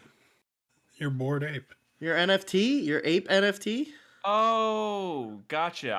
Okay. I forgot about that. I'm trying not to pay attention to that shit. But now I know what you're talking about. All right, guys, that's our show tonight. Thank you so much for tuning in. Thank you for listening. 4playernetwork.com is our website. You can find all of our podcast episodes there. Our Game of the Year videos, as they roll out, will be made available there. You can also find us on Twitter at 4Player Podcast. You can find us in Discord at discord.gg/4player. And if you are so inclined and you want to support us financially, you can send us a few bucks on Patreon at patreon.com/4player. Nolan, have a great time in Mexico. We'll talk to Yeah. you. Have fun, catch buddy. up on the we'll catch up on all the video games the week after next. But next week, Nolan won't be here, so we'll have a grand old time talking about video games without him. Tune in. Sorry, I'm just kidding, Nolan. But if you're watching us live, don't go anywhere. Yeah, if you're watching us live, don't go. We're gonna do another one of these stupid tier lists like we did last week, which was insane. Brad's so excited. Man, I learned a lot of stuff about you guys last week that I didn't want to know about your. Oh my god, dude! Like I got into a fight with my Wait, girlfriend we gotta end it. We gotta end it. over your guys' opinions. Bye. Accomplished. We'll see you guys next week. Good night.